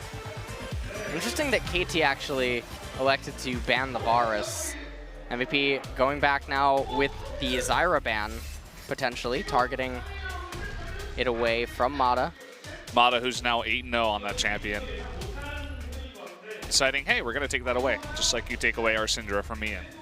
This probably means that KT could just go with Graves first if they really want to. Well, but instead, they're highlighting Ashe for Deft. Ban Varus, take away Maha's Ashe.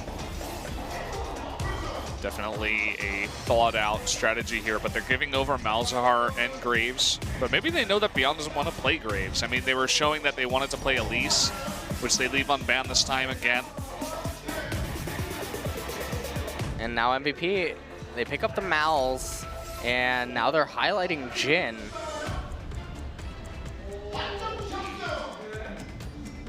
And will they end up locking it in? A big question, and they do lock. Now it's handed back over to KT. So Graves is still on the table, as is Lulu. Instead, though, they're highlighting Elise, so might be willing to give Graves over to MVP. These guys do know it is 7.6 and not 7.7, right? But either way, it looks like Camille is going to be picked up, as it wasn't banned this time around. Camille picked up for Smeb. Ed doesn't look happy. Yeah, that's going to be that's going to be quite a monster to deal with up in top lane. So speaking of aggression, they're going to continue that with the lock-in of Elise and KT. They might just do something that they're known for, 3 winning lanes with a very powerful jungler. They might just look to run over MVP. Looks like he just got the bad news. He looked at the screen for the first time. He's like, is that Camille? It seemed like they were really thinking about that Lee Sin pick. But at the end of the day, we'll pick up the Graves. Still the #1 jungle pick. And just #1 pick. We have some more Chinese fans here practicing their Korean. says, let's go see the cherry blossoms together. One to Deft and one to the coach on the right side. I'm not sure which coach that is, but. Well, now Lulu being banned by MVP. KT banning the Renekton. So Ed's not going to have that champion. Shen is still on the table, but Shen only beats Camille until 2 items, and then Camille takes over. And Shen can't do anything about it. MVP now, final ban targeted at pawn. It is finalized, so that's going to be the Talon. Now KT have to decide what they want their final ban to be, and there it is, it's the Shen. So they're saying to Ed, you need to find an answer. Well, Cyan is still available. Kennen, another pick that we've seen often. We're not going to be seeing Rammus in this game, I don't think. But, yeah, it's going to be switched up. And I think we've seen Orianna banned twice so far. At least once, for sure. But this time, Ian does get a hold of it.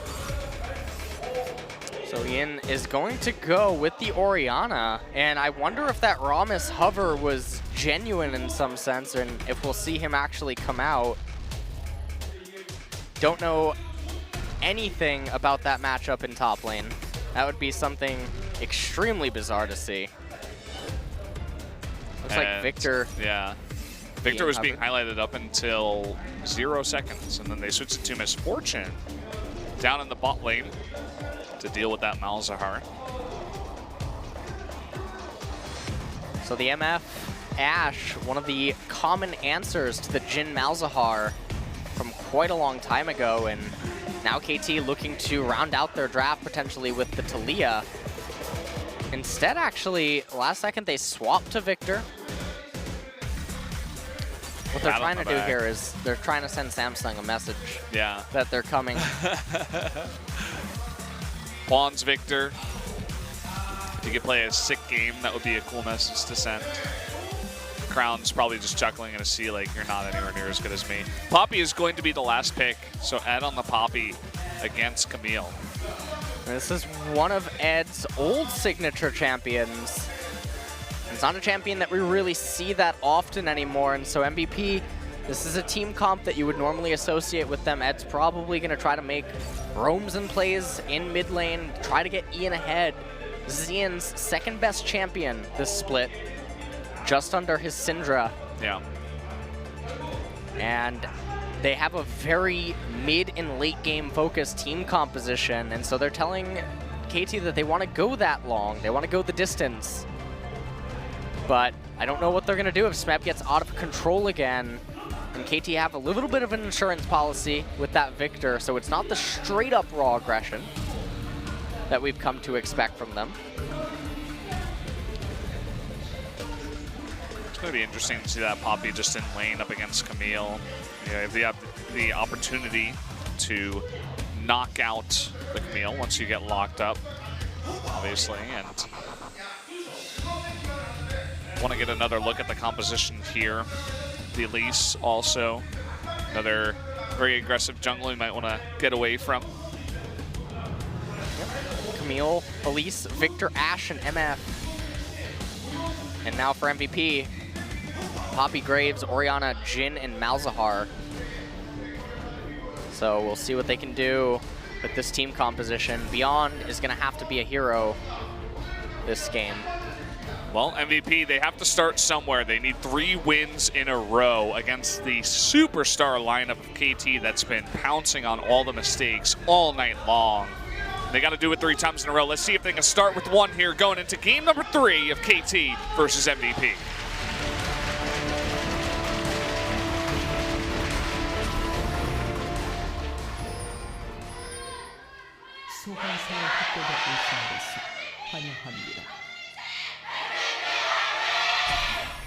MVP won that. Yeah. That crowd cheer. I think that's the 3rd time in a row. They're going hard, man.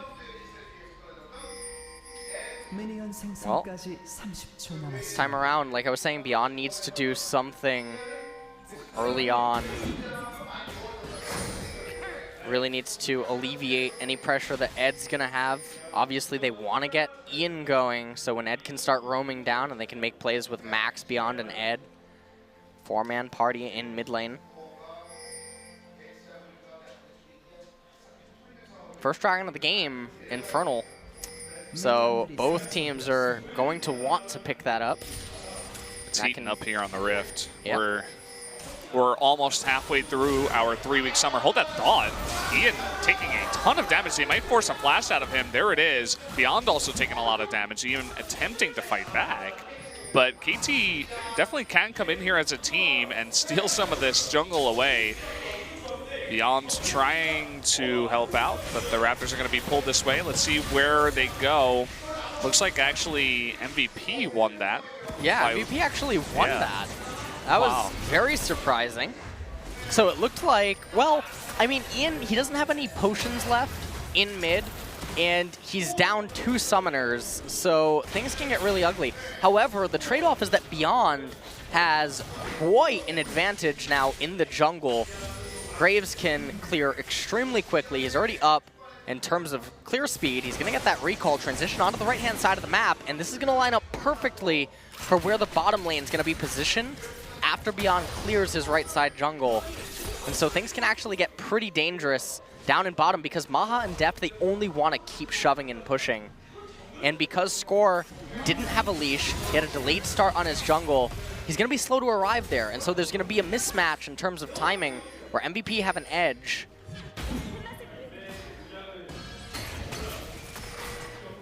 I'm excited to see what they can do with that. You can see already what's happening in mid lane. Ian had to go back home, sitting on 5 creeps killed compared to the 18 of Victor. We'll be able to pick up some of them as the lane does push in, but obviously some XP lost as well. Not faring too well. You can see down in bot lane also Maha and Max having a bit of trouble so far against the poke of Ash Misfortune. You can see the emphasis on that Scuttle Crab for KT and taking away the Blasting Plant. That'll make it so that if Beyond wants to come down, he has to commit with the Z, and he doesn't have it for engagement purposes, at least not right away. So definitely just being cautious. And Maha was already forced to recall. He picks up Boots and Refillable Potion. Wants to avoid the skill shots, but don't know exactly what good that's going to do right now. Is Beyond trying to get the left side Scuttle Crab. He's going to realize that Score is nowhere around, and he's going to try to make something happen up in top, but Smeb, for the most part, should be safe with how this lane is positioned. Yeah, Beyond just poking a setup and going to see all the camps are cleared on the left side. Should have a decent idea of where Score is on the map. Pretty low doing the Krugs right now. You can see there's already a 700 gold lead here for KT. That's pretty much, well, it basically is only in creep score right now. And you can see it in the mid lane, in the bottom lane, in the jungle. KT extending their small victory early on. They're getting micro advantages everywhere, and that mid lane is super problematic now because we talked about how Ian ideally would have been accelerated ahead by his teammates if they could have enabled that, but now with how far behind he is, that can't be feeling too good, as when the mid game approaches, this Victor is going to be able to go to Hex Core completely for free and scale up without any sort of resistance. Maha, he just wanted 1 creep, and he lost more than half of his life. So, without Max in the lane, having a bit of trouble. Just trying their best to stay alive in this one. And, I mean, kind of just the way it worked out early in the game, but also the lanes. This is kind of what we expect from KT. You know, win the lanes pretty hard and able to snowball off of that. And, I mean, in the past couple of games, MVP has been doing very well early on. But this time, KT really, you know, no kills yet, but still 1,000 gold ahead. And some action now. They get the flash out of Mata at the expense of Max's exhaust. So nice little trade right there for them. Looking to trade back. KT.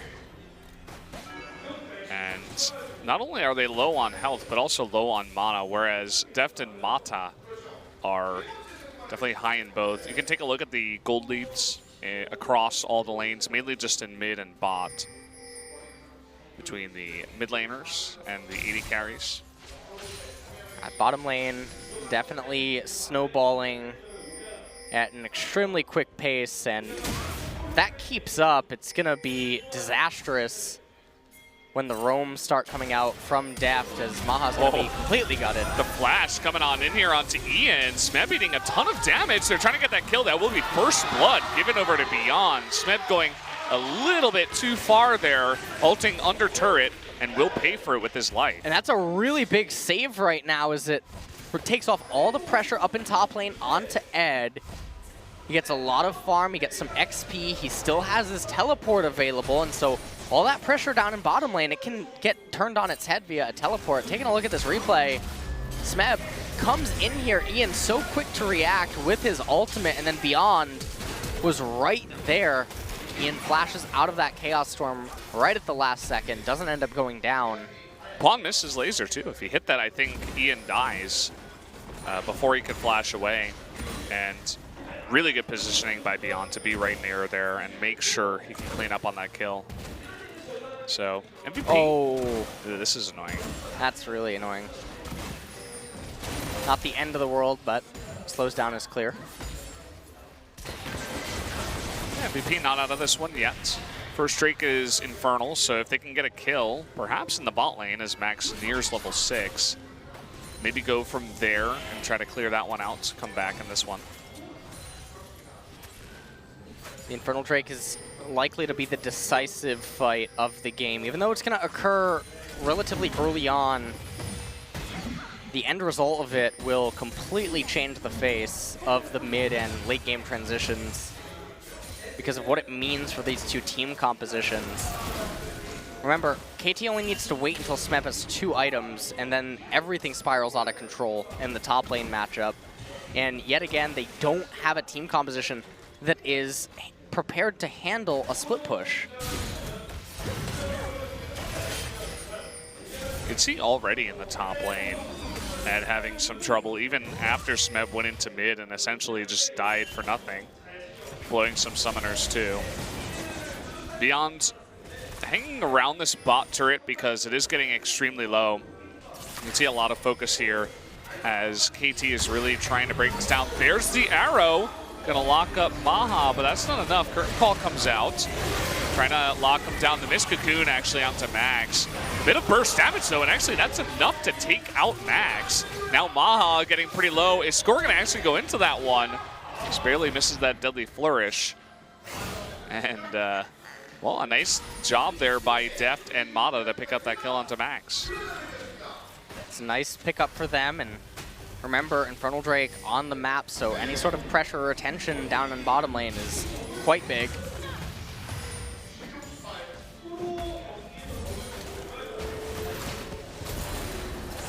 See, Beyond is just forced here to help out in the lane, which is very annoying for him. Score, he's off doing other things, clearing Raptors. KT has better vision right now of the river around the Infernal Drake. Take another look at this replay right here. The Enchanted Crystal Arrow came out, hit Maha. Ultimate came out from Maha, the Curtain Call. And you can see that Beyond trying to get into position, Deft eventually brings down Max right at the very end. And now as we head back to live, Max is on the roam. He wants to make something happen with that Nether Grasp. Looks like he is prioritizing mid or top lane. He's going to be spotting Auto Ward right now, which is very unfortunate. Gives KT a ton of information, knows that Max is going to be way out of the lane for a very long time, and that's going to be first turret, no doubt, going over to KT down here in the bot lane as it's extremely low. Down it goes. Gonna that split up. that gold. 2.4K gold lead here at 11 minutes. And look at the CS discrepancy in mid and AD. That is absolutely gigantic. And I can only imagine that the support item for Mata must also have been generating so much more gold than Max. So everything is lining up for KT. Oh, well, the flash here onto Pawn, and just huge amounts of burst damage, but the follow-up here from Mata, who gets knocked out of the way. A lot of members of MVP, though, very, very low. Deft alone, though, he can't go 1v4. Mata forced to flash the wall on the left side, and actually MVP picks up the Infernal Drake off the back of that fight. Well, that's the caster curse, Brendan. So everything was man. lining up, but then they do stuff very similar to game 1 and 2, where they do things over-aggressively and needlessly. And look right here, the positioning. Score is trapped inside of the Dragon Pit. Ed able to get that pin off and turn around this team fight. And then look at Mata trapped inside of the Dragon Pit as well. He's forced to flash out at the end, and MVP pick themselves up the Infernal Drake because KT make yet another macro call error. Yeah. Definitely, for sure, and not only just that, but Pawn with both summoners up gets caught by the flash Nethergrass of Max, and that just leads into him just blowing up without doing any damage in that fight. So perhaps if he was a little bit farther back, he could have put out that Chaos Storm and really just effectively zoned out MVP from getting anywhere near the dragon, and they go for it. Looks like perhaps, nope, not yet. Actually, no, just a ping from MVP perhaps onto that Rift Herald, but not going to be taken. KT, they're still in a very good spot right now, although it looks like Deft is pathing down to bottom lane. Never mind, he turns his attention to mid on the mini-map. A little bit surprised to see that they're not just sending him immediately up to top lane, as Ed is not currently really equipped to deal with a 3 or 4 member in top. And that would pull Beyond out of the jungle and force Max up there as well. And you can just have Pawn be in bottom for free. Instead, he's here in the mid lane.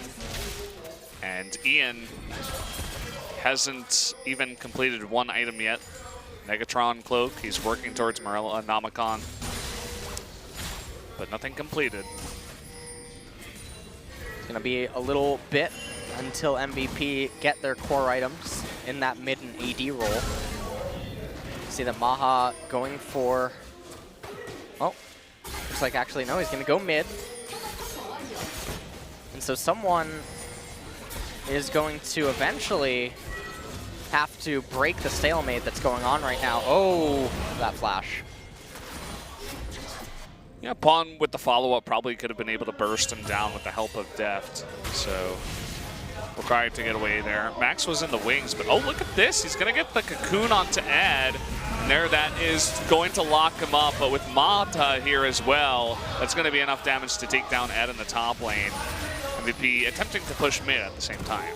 They're trying to get mid. Top lane, though, under pressure. Beyond's probably going to be wrapped up in top, but Deft isn't in a spot to defend this by himself. Oh, Shockwave ends up missing.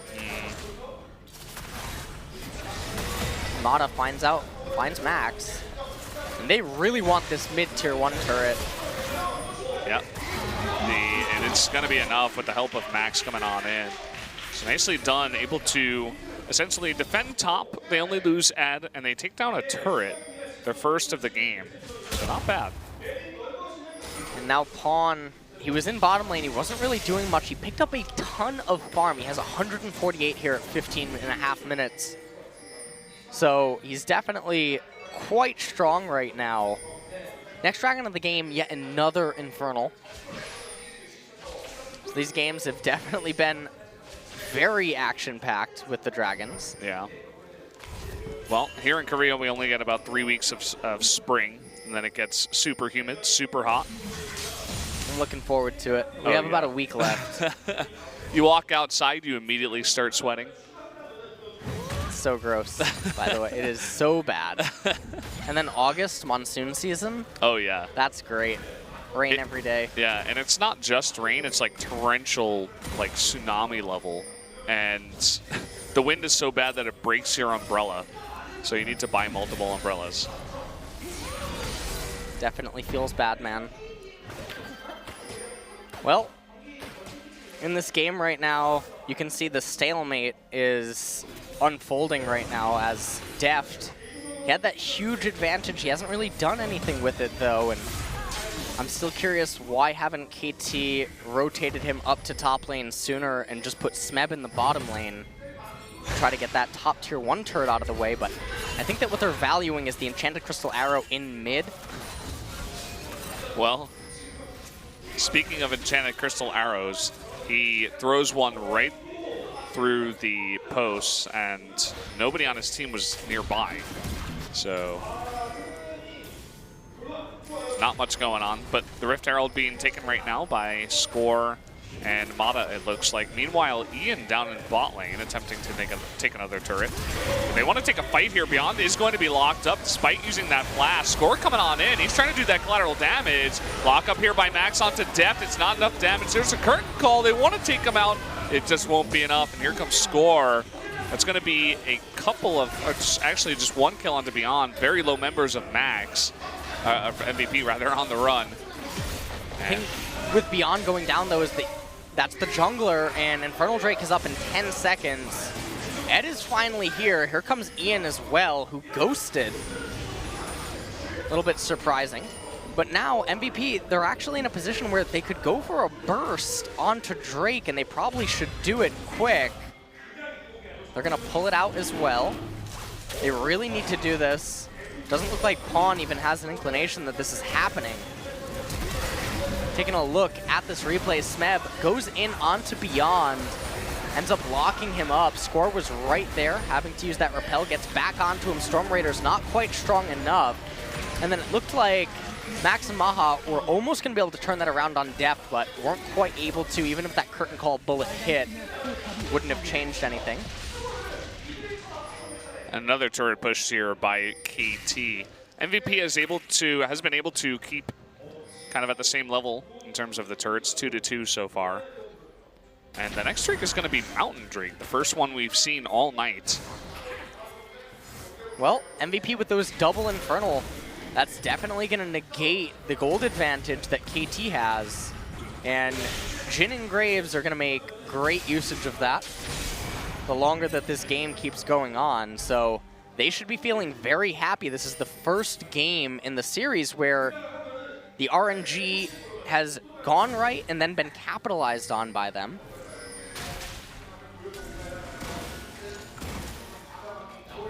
You can see KT with their slight lead outside of the Infernal Drake. So they're trying to get some vision down in that red side jungle. They want to push onto the top lane, finally bringing Deft up there with the rest of the members. Only, it looks like Smeb down near mid with Ed following up. Oh, the arrow's going to hit Ian here. No follow-up Cocoon, though, as Ian is forced to flash to safety. Doesn't look like KT's actually going to be able to get the turret, so MVP able to defend this. Ed and Smeb going at it in mid lane. And now Baron is coming onto the map.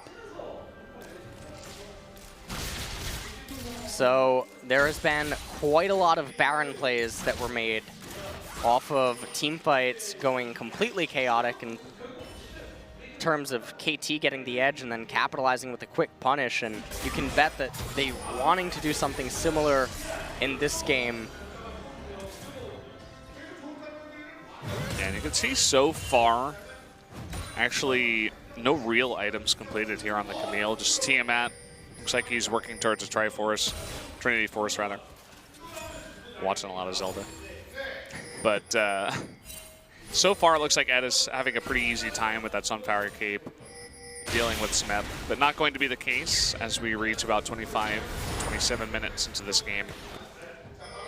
See, the pink ward has been placed down at Baron, and that's something that MVP are going to have to keep in mind as a possibility. We're actually trying to have Pawn get this top tier 1 turret. He should be able to get it right now on this wave. You can see that Ian just waiting for the wave to come in. So KT has just under a 4K gold lead now. Yeah, and you can see they're taking it very slow. They're not pushing it as aggressively as they had in other games. And coming on in here is Ian. He uses that ghost, but nothing doing. And he's done this twice now, and I have to wonder, is it nerves and he's accidentally pressing the key, or what exactly is it? Because there was nothing that he could run to that he would have been able to capture in any way. So don't know exactly what that was all about, but MVP, they look content to let the lanes just keep coming into them, farming their own jungle, playing this turtle and calculated style. And in the same respect, I mean, that's basically all that you have to do against KT, because throughout the entire split and even in the series tonight, they've shown time and time again that they make very aggressive macro decisions that aren't very safe, and it can end up backfiring. And with those in Double Infernal, they can be content to do that even more so. Yeah, I mean, they've got Orianna, they've got Graves, Jhin, looking to potentially go pretty late with the Double Infernal. And another flash here from Beyond as the Crystal Arrow goes wide. We're taking a look that Smeb with the Finnish Trinity Force is having a much easier time fighting against Ad. It's still pretty even though, and the knock up into Deadly Flourish as Maha comes down to help out, and jumping onto Maha. Smeb wants to get away, but there's the crit. And now Deft in the mid lane is going to be locked up here. It looks like MVP really want to take this one. Another kill goes on to Deft. And these are two really key kills, because with Deft off the map, that's one of the main carries that they have right now, and also a pretty large percentage of KT's gold. MVP. Oh man, the flash pin and Score is going to eat it here too. What is going on? That is 3 picks in a row. That should be Baron. Mata still has his ultimate though, but no Chaos Storm for Pawn. It's going to be interesting to see if they can actually poke him out here. Shockwave is still available, and you can see Ian is on the case, trying to zone them out. And it's getting pretty low. In comes Smeb. There's the Shockwave, but Smeb is coming on in. They're able to lock up Ian and going to be taken down. That Baron's getting really low. It is going to go, though, over to MVP. And it looks like MVP and the rest of them will get out. They get the Baron. Dragon coming up in 20 seconds. Ed's not going to have teleport, though, for it. So unsure exactly how that fight's going to pan out. But for the first time in the series, MVP now in the driver's seat with the Baron buff. And it's going to be KT that are going to be on the defensive. And I mean, we keep talking about this. These are the exact situations that keep happening, and this time their mechanics aren't bailing them out. Right here, Deft in mid lane, he has no mana. Really, was that 2 CS worth it as Max flashed forward with that Nether Grass? I think he saw him with the ward too. It just doesn't make sense. You have to assume that he's got flash. You just have to be like, okay, I'm just going to play it safe. As you said, 2 CS is not worth dying and potentially giving up Baron to the enemy team. Well, KT, they pick up the Mountain Drake, so that will certainly help. MVP definitely would have liked to have picked that up, as it helps out greatly against Victor. KT, they're trying to do some amount of counter pushing, but looks like just Maha is up alone in top, and Ed actually is going to be jumped on here, but there's the Shockwave immediately. KT, or rather MVP, looks to turn this around. The knockup, Keeper's Verdict will lock up the kill. There's the Nether Grasp onto Pawn, who gets taken out immediately as well. And KT now on the run. Score forced to flash away from Ian's flash. Meanwhile, it looks like everybody else is going to get away, but Deft able to trade 1 turret down in the bot lane somehow. And I have to wonder what exactly is going on with some of the lane allocations that KT are setting this game. MVP now, they're going to be able to raise this mid-tier 2. Ed escorting in that giant wave in top lane. They're going to be able to rotate to that one after as well, as Smeb doesn't have teleport, and they can know that. MVP going to jump to top lane. They're going to get this turret, probably back up after that. They only have a 1.3k gold lead, but remember the double Infernal Dragon. Means in a straight-up fight, they're going to be great. And, well, KT's giving them not even straight-up fights. They're just taking these weird engagements. This is super weird. So Smeb goes in on Ed with Pawn and Mata. And meanwhile, Score and Deft were in bottom lane. And you have to wonder what exactly is going on.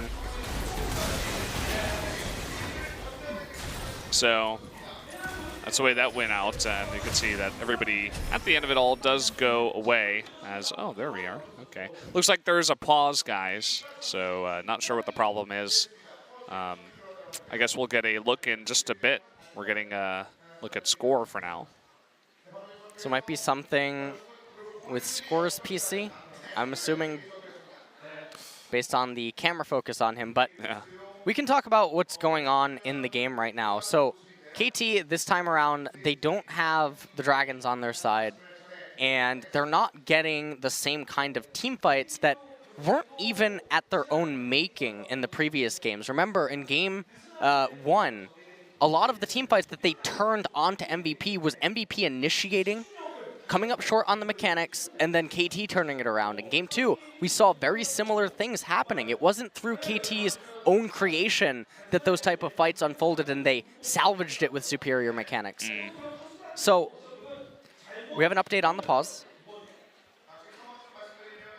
So we had something pop up on Smeb's screen about audio settings or something like that.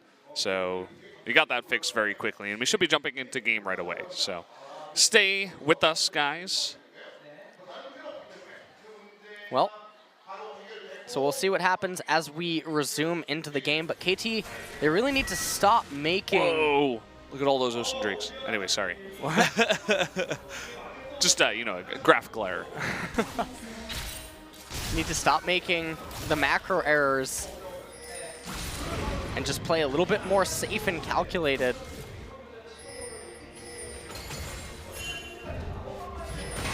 Well, arrow goes wide. Hasn't really been too on point after he got caught. And I don't want to use the T word, tilt. But, well, he hasn't looked as solid on the Ashe so far in this game as he did earlier on in the game when he wasn't getting picked off. And MVP now down in bottom lane. Deft doesn't have his ultimate available. We're going to be able to repel this wave, though, as Smeb tries to commence his split push. And right now, it's just going to potentially be a waiting game until the next Baron comes up. Yeah. You can see what happens when you try to push against that Victor. Just the stun, laser, lots of AoE clear, even against the Baron infused minions. Just too much. Yeah. Can't really do anything against that wave clear. You're definitely going to need Baron or Elder Dragon if you want to make your way in. Or Maha has to be at a point where the curtain call is just too scary. They're looking for this onto Score. There's the burst damage. It's enough. And now Mata taking a lot of damage. The teleport in from Ed. He will commit to it. So it looks like perhaps they want to push down here into the bot lane. Now that should actually be able to reward them with the bottom tier 2 turret. They're going to pick that up. Ed is escorting the minion wave in mid. Top, you can see that it's building up and shoving in as well. So MVP, their lane manipulation, looking really good. They're sticking together as a team, even though, you know, things were looking iffy early on. They were able to eke out a couple of Infernal Drakes and stick in it and eventually take the lead off of a bunch of mistakes from KT. So MVP not really the type of team to like pounce on the mistakes and just totally roll the snowball over, but definitely looking good so far in this one. Maha gonna pick up this red. Baron and Dragon both coming up in just under 2 minutes. Unfortunately for both teams, it is Ocean Drake. However, with Baron, it does enable the siege a little bit more, granting you that sustain. So there's a little bit of a combo factor there. So it's not the worst double neutral objective spawn. Oh, and score. Ooh, Max, he's going to get him again. There's the curtain call. He needs a follow-up of some damage. Yeah, oh. That plant. That plant. If that plant wasn't there, that would be really bad right now. That would have given MVP the ability to make sure that all the lanes would go dark, keep KT in the Fog of War. Deft, why are you in mid again? This is happening again. And, well, he forces the Enchanted Crystal Arrow to come out, and he forces a recall out of Deft once again. And that means that Deft's not going to have his Enchanted Crystal Arrow for Baron. So one of their primary forms of engagement is going to be removed. Yet another pause. As the flood of referees go to the KT booth. Have to imagine it's a problem once again with Smeb and the audio controls. Yeah. Looks like that might indeed be the case. Maybe it's like the headset is being unplugged and plugged in again or something like that. Like a loose wire can cause stuff to pop up. Ed, he just wants to take a nap. Although he always looks like he wants to take a nap. I don't know why, it's just something I've realized. So apparently Smeb's headset connection is problematic. And it's the audio settings pop up as I was predicting. And it looks like it is a no-talk pause, potentially. Otherwise, I would expect that the MVP players would be talking. So Ed, he's taking a nap. Yeah. I was right. He's going to sleep. He's a little bit tired. Oh, okay. There he is. He's done with the nap now.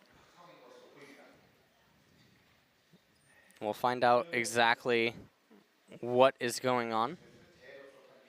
But fortunately, it's not anything with the game. It's just the audio. So it's not like there's any sort of bugs or anything occurring. Surprisingly tense moment in the studio as everybody is extremely quiet. Yeah. I feel like it's the KT fans saying, okay, what the hell is going on? You guys are throwing. Like, why does Deft want to go 1v1 versus Poppy in mid all the time? And the MVP fans are like, oh man, this might actually happen. They're finally getting a lead in the game, and they've gotten the Baron push, and things are beginning to look better and better. The thing that's so fantastic to me about this series is that the teams are two virtually almost polar opposites colliding with each other. MVP's macro game and the rotational game is actually a lot better than KT's, and that's what enables them to stay in it, the way that they can work as a team. KT, on the other hand, they don't look like they're playing like a team. It literally just looks like 5 supervillains that just approach people and try to kill them. Yeah. And then you watch like a resistance occur. A lot of the rotations this game it's like watching solo queue. Yeah. And like it doesn't make queue. sense. And it might just be because they're up 2-0 and they're very relaxed in a way. And so they're starting to get a little bit of a wake-up call in a way, in the sense that they keep getting caught out. They realize that, okay, the game is not just going to be, a clean sweep, 3-0, and MVP is not going to just roll over and die. So, you were saying earlier maybe a little bit of tilt. That might actually be a thing, because Deft left laning phase up something like 40, 50 CS, and that's just unnatural 50. At this level of play in LCK. And so you have to know that he knows how big of an advantage he had, and he can't feel too great for the next 20 minutes basically doing nothing but farming. Yeah, it's kind of like he's just zoned out in a way. I think that's, kind of the way you put it. Just relax, laid back, kind of la-di-da-di, just going through the motions in a way. Clearing wave after wave, not really realizing what's going on the map. So the solution was we swap out the headset for another one. Thankfully, we have a lot of headsets here. And we should be getting right back in the game. And as I say that, it has started up once again. So here we go. All right, now Baron going to be up in 25 seconds. And I don't know if this is a visual bug, but Deft doesn't have his ultimate, right? But it's saying that he does. And that's because of the live client thing. Remember, he just shot it. Yeah. Everybody's got all of their cooldowns, including all their summoners. That can't be correct. So try to just ignore that for now, guys. It's a good catch. And so right now, MVP, they're going to pick up the Ocean Drake as they make their way over. Ooh. Okay, they're going to go for this. And I think this was spotted. They're bursting this down. They do have that Mountain Drake. In comes Ed. Are they going to get there in time? It doesn't look like it. That is going to be taken there by Score with the smite. Ed going on in. Beyond wants to get that burst damage off the pawn. They take him out, though. Max is going to be locked up and taken down. And in comes Smeb, the double kill. Able to snipe down Ed surprisingly fast. And here comes the arrow. There it is onto Ian. Going to be caught out. There's the cocoon. Down he does go. Another kill goes over to KT and Deft, who are able to turn this game right on its head right away. And now with the Baron, they're going to be able to bring the fight to MVP. Smeb going to surely raise this top tier 2 turret as his teammates come up. And remember, they have that Mountain Drake as well. So it's definitely going to aid in how quick they can shred things. And that was a horrible turn of events for MVP, but exactly what KT needed to get back into the game. And they're going to need to make use of this Baron. Just getting that one turret in the Baron itself, it's not enough. So taking a look at this, you can see that MVP couldn't quite get here in time. Really great call by KT. They had the Mountain Drake. It shredded everything through. Pawn went down very quickly. But the remaining members of MVP, they couldn't quite get into position to really dish out enough damage. Smeb getting locked up by that Deadly Flourish right there. Ian, that was like his sacrifice right at the very end. He ate the Enchanted Crystal Arrow. Yeah, and it was an interesting flash in from Max too, where he flashed into the pit looking for a pick, but none of his teammates could follow up. So he essentially just went down for nothing, couldn't even nether grasp anyone. And Smeb just did crazy amounts of damage at this point in the game. He only has, you know, Ravenous Hydra and the Trinity Force, but still chunking down Ed on the Poppy. So big turnaround and nice identification by KT saying, okay, it looks like Beyond might be doing Ocean Drake. We have Mountain Drake. Let's go for it. And right now, they're right back into the driver's seat. The Baron's still going to exist for a little while longer as Deft now moves down to bottom lane. And this is the type of macro plays and safe stuff that KT need to be making. It's really good. I like the patience that they're having. You look at the minion waves across the map. They're controlling mid. Look at Pawn. He's going to meet the minion wave. He's going to shove that in, unite with his team again. And this is really good. It's different from them just grouping up as 4 in one lane, trying to hit an arrow and force a team fight. It's much safer, less risk. Yeah. It's funny what can happen after one pause. You know, I'm sure the audio settings were coming on up, but it seemed to kind of just reset the kind of, you know, mindset perhaps for KT. They just like get a reset and they go right back into it. They just keep juggling the waves, and this is exactly what they need to do. This is virtually perfect gameplay. You can see that Pawn is restricting that entrance, not letting any of the minion waves out, so there's a constant pressure from Baron minions in mid. Now the minion wave is there, but unable to come up with that turret as Smeb continues to try to whittle away at top. MVP, they're trying desperately to hang on. If they can hold without giving up turrets, they're still going to be in this game for sure. Oh, huge arrow onto Ian. That's enough damage to take him out. And Smeb, he's really straightened up as well. A couple of really key arrows. Able to catch Ian twice, actually. And that should be the inhibitor. Mata taking a bit of damage from Maha. But you can see the never-ending push here. He was trying to stop the mid wave, but KT now, they're just waiting to go there. They're finally here. Gonna raise that turret as well. They're looking for 2 inhibitors. Top turret, they could just go up to top and maybe try to tap it. I'm not exactly sure what HP that is, but it looks like it's hanging on by a sliver. But instead, they choose a super safer play. They back off. Elder Dragon coming up in 1:20. And KT, they're on basically the edge of taking the series 3-0. Yeah. And MVP is going to need a miracle to stay in this now. I mean, we were predicting if MVP could get 2 kills, if they could get 2 wins in the games, they would probably take the series. I was agreeing with you on that one. But I was expecting KT to take this one, but not like this. A 3-0, they've really straightened up. There have been some very clear weaknesses throughout the majority of these games, especially here in Game 3, where just multiple times players not in the right positions, players getting caught, stuff like this, but still doing pretty well. And in this replay right here, you can see that just too much damage coming out from Mata, and this is exactly what they couldn't have allowed to happen. Is basically the turret goes down, KT gets into MVP's base, and that's all that they needed was that small opening. They could have just held on a little while longer. They could have potentially had an Elder Dragon dance and looked to get back into the game that way. Oh, Ed. Taking a little bit of damage. KT, though, not showing any care for that Elder Drake. They could have gone to that and let mid and bot super minion shove. Smeb had teleport. He could keep applying pressure up in top lane as they would dance around it. So these are those types of semi-risky plays that they're known for. If they lose the team fight, everything backfires. Yeah, I mean, we're 37 minutes into the game, the longest game we've played tonight.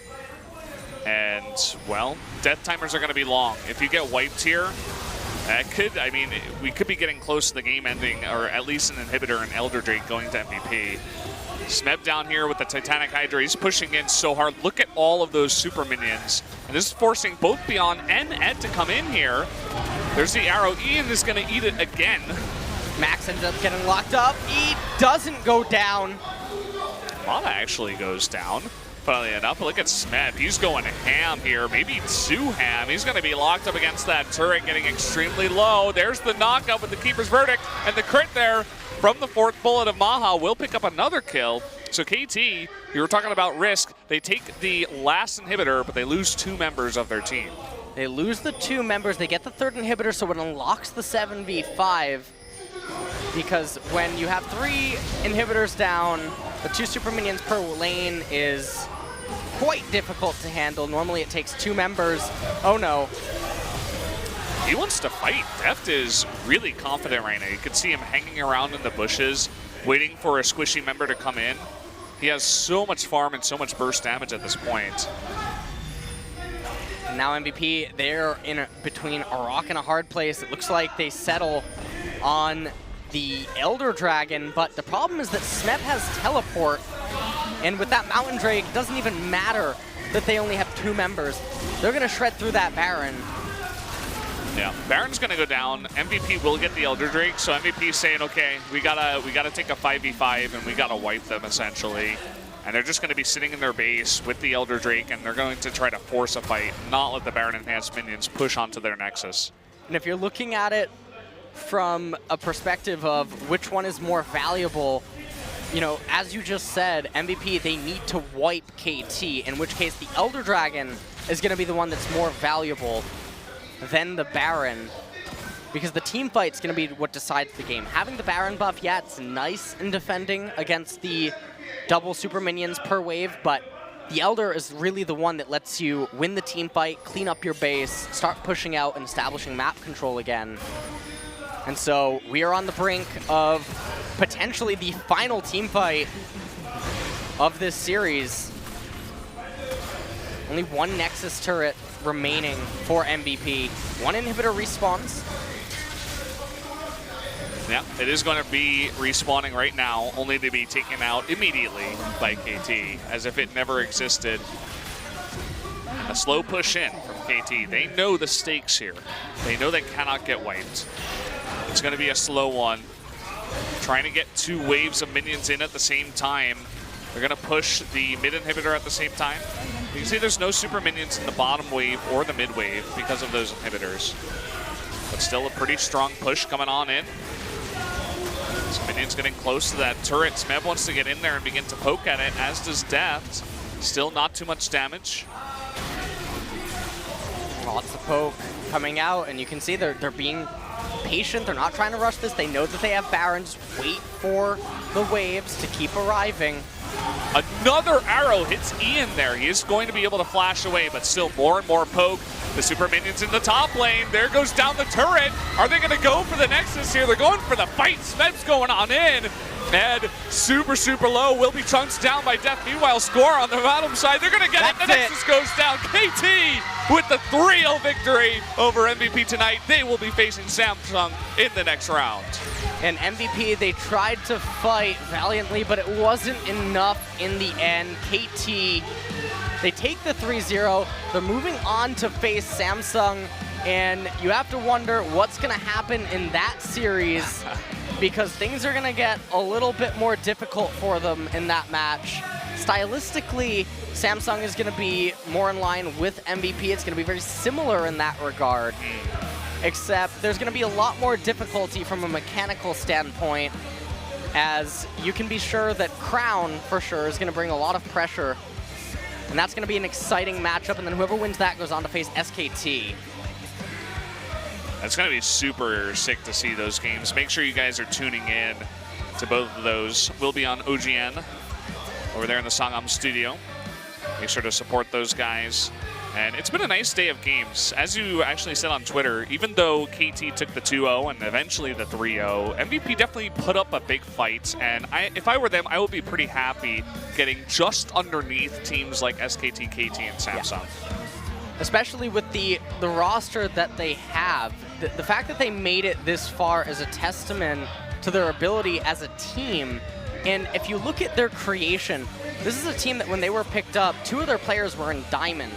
And then they were selected straight out of solo queue, put together. They haven't made any changes. They have some trainees, I believe, that go in and out of the houses. But again, you know, it was a great season for them. Potentially they stick together again for summer, and then I'm really curious to see what happens then, because they just seemingly keep getting better.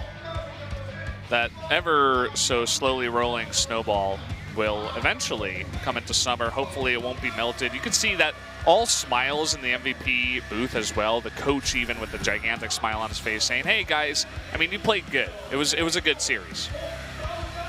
The final team fight right here on this replay. You can see MVP, they were trying to hang on as long as they possibly could. Max was actually almost able to kill Pawn, but Pawn ends up living, and it doesn't really matter as the Nexus turret went down.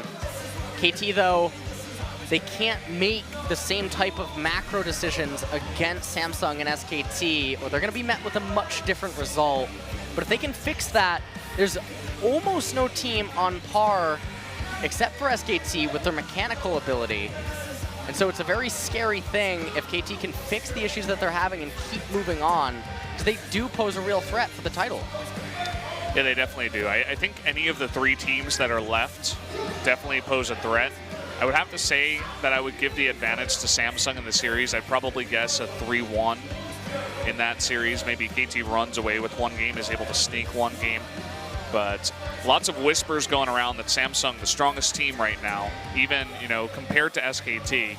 And I think it's a toss-up between those 2 once we get into the final. But either way, guys, we are going to go into the analyst desk and the winner's interview in just a bit.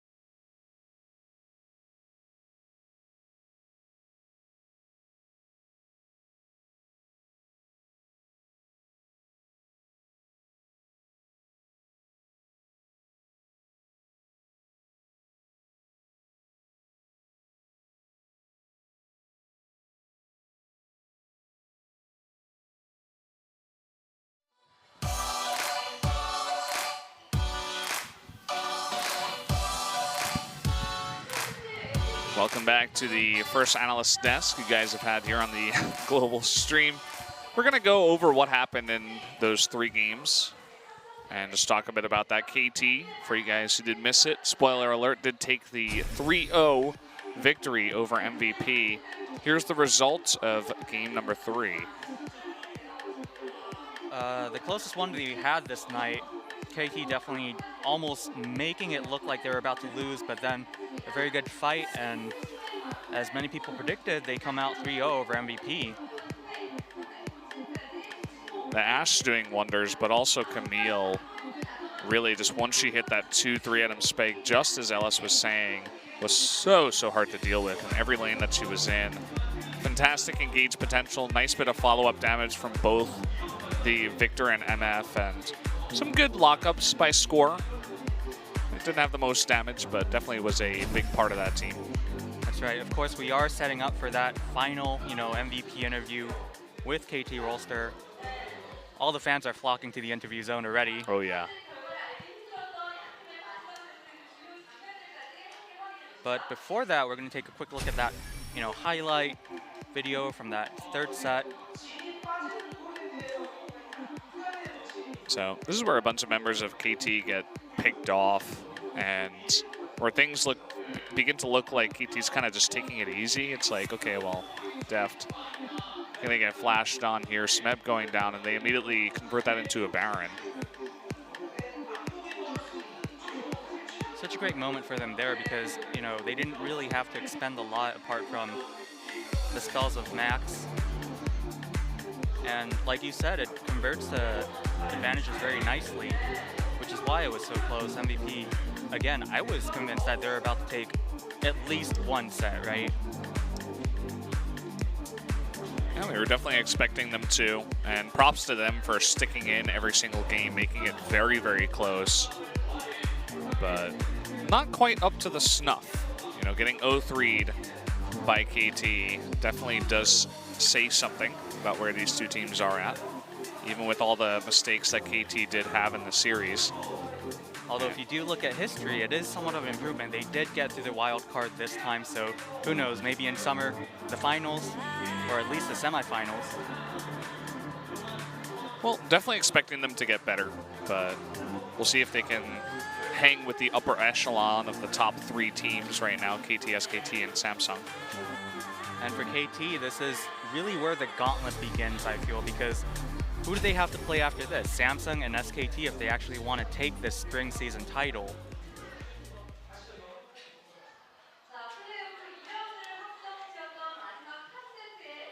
So let's see who the MVP from the first playoff set here was. It was Deft, actually. I think this is from all 3 games. For the 3rd set, I believe. Okay. It says on the bottom, it says first postseason MVP, therefore he has 100 MVP points. And fair, I think. It was really a toss-up, in my opinion, between him and Smeb. But he hit a lot of critical arrows and really clinched the deal for KT in that 3rd set.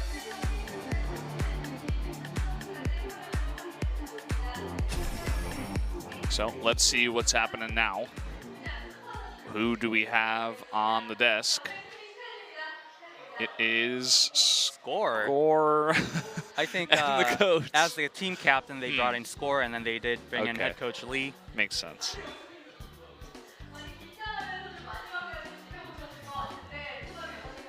So first of all, how do you feel about the result, head coach?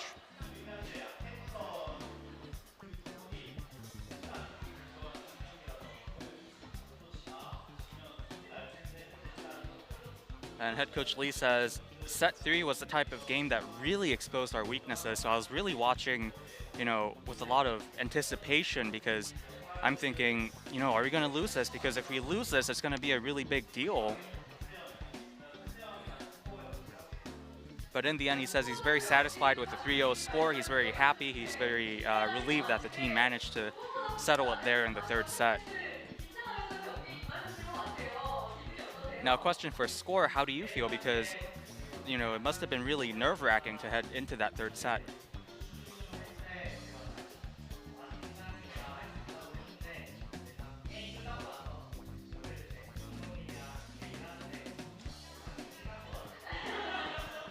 And Score says, you know, heading into that one, I told everybody, because everybody looked a little bit indecisive, I told them, you know, I'm confident, I'm feeling fine, but after the game was over, Score says, you know, when I was talking to the head coach, I realized that, you know, maybe I wasn't as nervous as Steel Lee as I thought.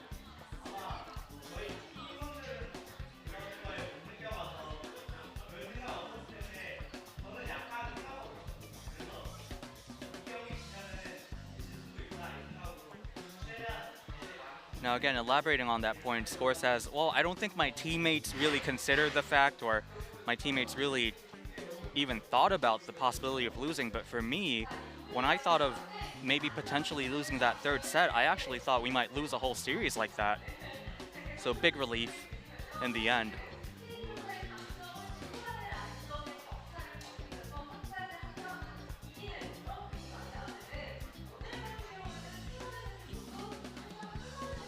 And domestically, a lot of the opinion surrounding this match was that KT Rolster had the stronger early game or the laning phase, but MVP showed a lot of finesse in that matter as well. What does Score think about that?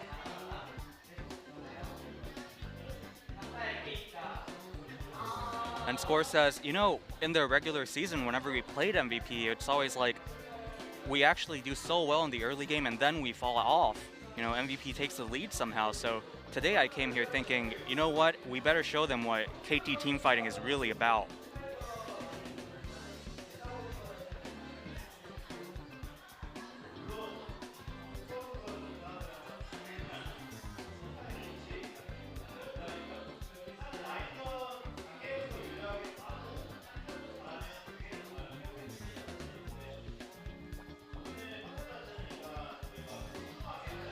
Now asking head coach Lee about his opinion on that answer, and same question, he says, well, I feel like Score might be exaggerating that part a little, but from the coaching staff's perspective, you want your team to have a good laning phase and a good team fight ability, right?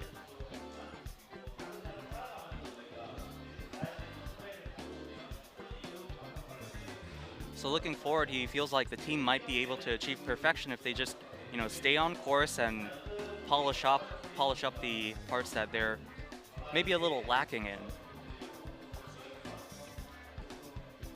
Although, with regards to today's match, he's very satisfied because it feels like it was the type of match that also showed a lot of improvement on their perceived weaknesses.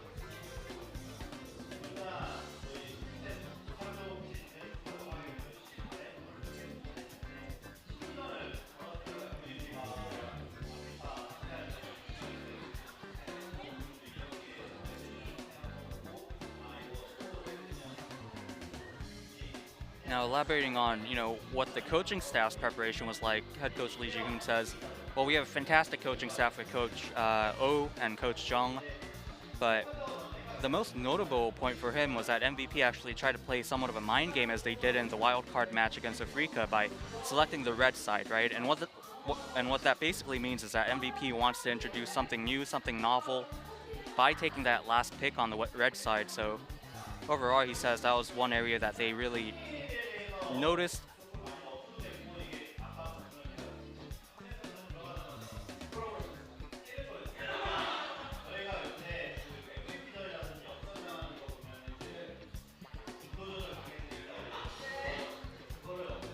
And speaking on the Camille pick, head coach Lee says, you know, watching Smeb play Camille, I actually wanted to hit him sometimes, of course, jokingly. But he says, it feels like in a lot of KT's losses, and especially against MVP during this season, it feels like the players kind of have anger management issues where they commit way too hard or they engage way too hard. And sometimes he just kind of wants to see the players back out a little bit more or take it easy. And again, he feels like that's one avenue where the KT Rolster coaching staff and the team in general should be working on as they move forward.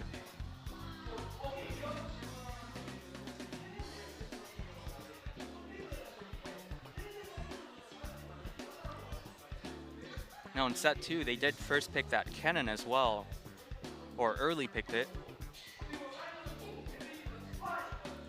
What was the reasoning behind that, playing Kennen into the Sion?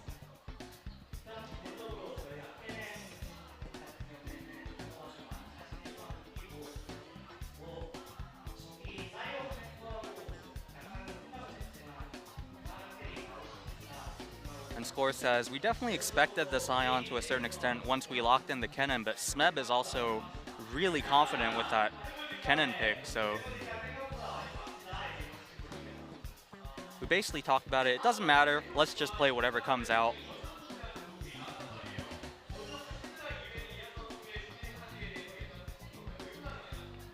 Now, KT also made a lot of Syndra bans against Ian.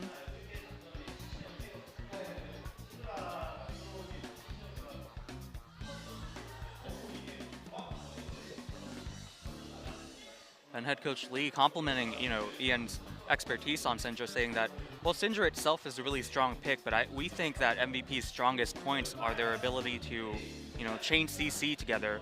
And in terms of that, Ian's Syndra is almost machinic in how accurate his stuns are. So like everybody thought, they reasoned that once we take that Syndra out of the picture, we should have a much more easier time going into this game.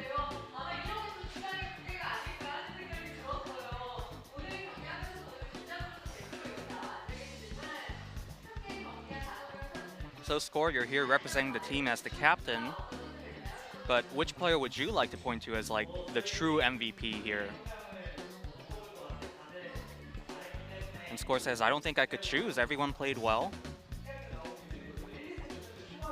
And he says he would like to divide the honor among all teammates evenly.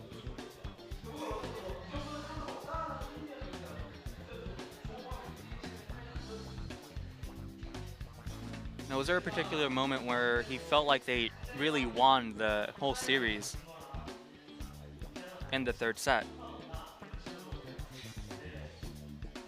And Score says, even when we got wiped, we noticed how much resources the opponents were pouring into, pulling that result off. So we kept telling each other, it's okay, it doesn't matter.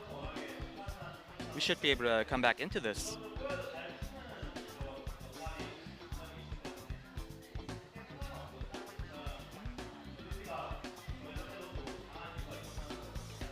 And head coach Lee says that's really what you expect from the captain, or at least I believe that's what he said.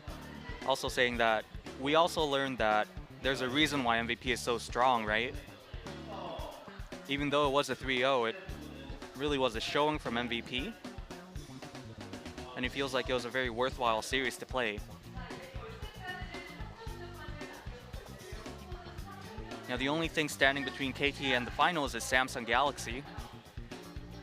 What does Score expect from that match?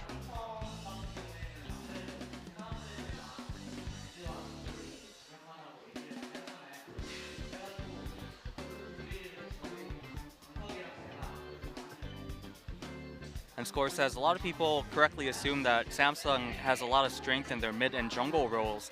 So I think it's up to me and Pawn to handle that and show a good result there. And finally, a message to the fans.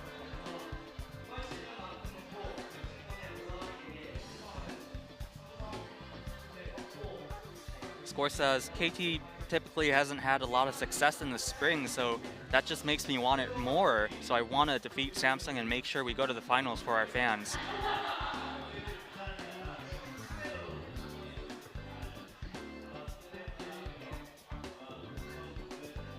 And head coach Lee, I believe, said, well, now the trials begin, right? And no disrespect to MVP, but just comparatively, Samsung's just such a more intimidating team or stronger team, especially because they have such bad memories against Samsung, or more so about their rivalry against Samsung last season. So they're really gritting their teeth in preparation, and they're going to get a good result. And that's it for the MVP interview with Score and head coach Lee from KT Rolster. So there you have it. Really lots laid down on the line. A lot of stuff we definitely expected to. The KT members expecting the same from Samsung. Definitely a hard match coming up tonight. If you missed it, if you're tuning in now, that's really bad timing. Where were you, really? Yeah, KT Rolster taking the 3-0 over MVP. And you can see MVP was able to defeat Afreeca 2-0 in the wild card. On Saturday, in 4 days, we will have the second playoff round. It is going to be Samsung versus KT Rolster. And then the winner of that will face off against SKT on the following Saturday. So make sure you guys clearing your schedules for both of those Saturdays to catch those games. Definitely going to be really, really close and fantastic games.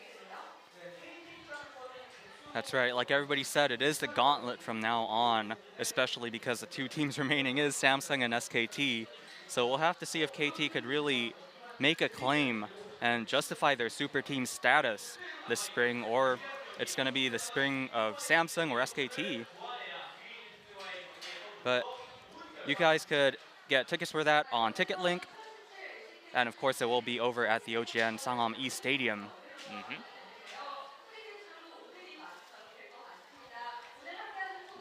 So, looks like that's pretty much going to do it. Maybe some final thoughts here.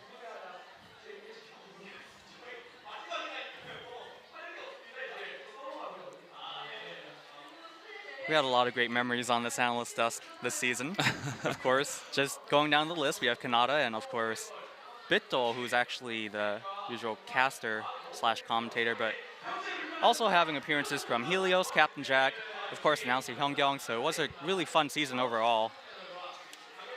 Hopefully, we could get you on the analyst desk next season. Someday. Someday. 5 years from now, Valdez speaking Korean on the Korean analyst desk. It's happening, guys. But it looks like that's going to do it for us, guys. So thanks once again for watching throughout the entire split. We thank you so much, and we'll see you guys next time.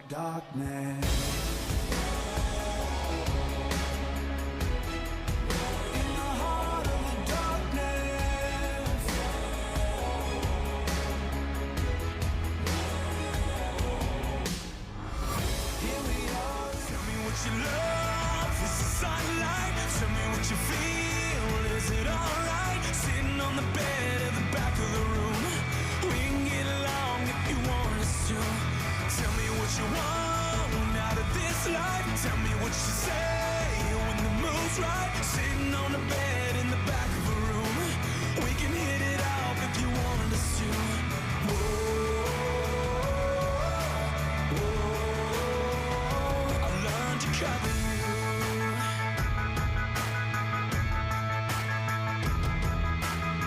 Some girls like the boys who are fast. Some girls like making it last. Who are you? Some girls got so much to prove, but those girls got nothing on you. Who are you? Who are you? Won't you tell me now? Won't you tell me now?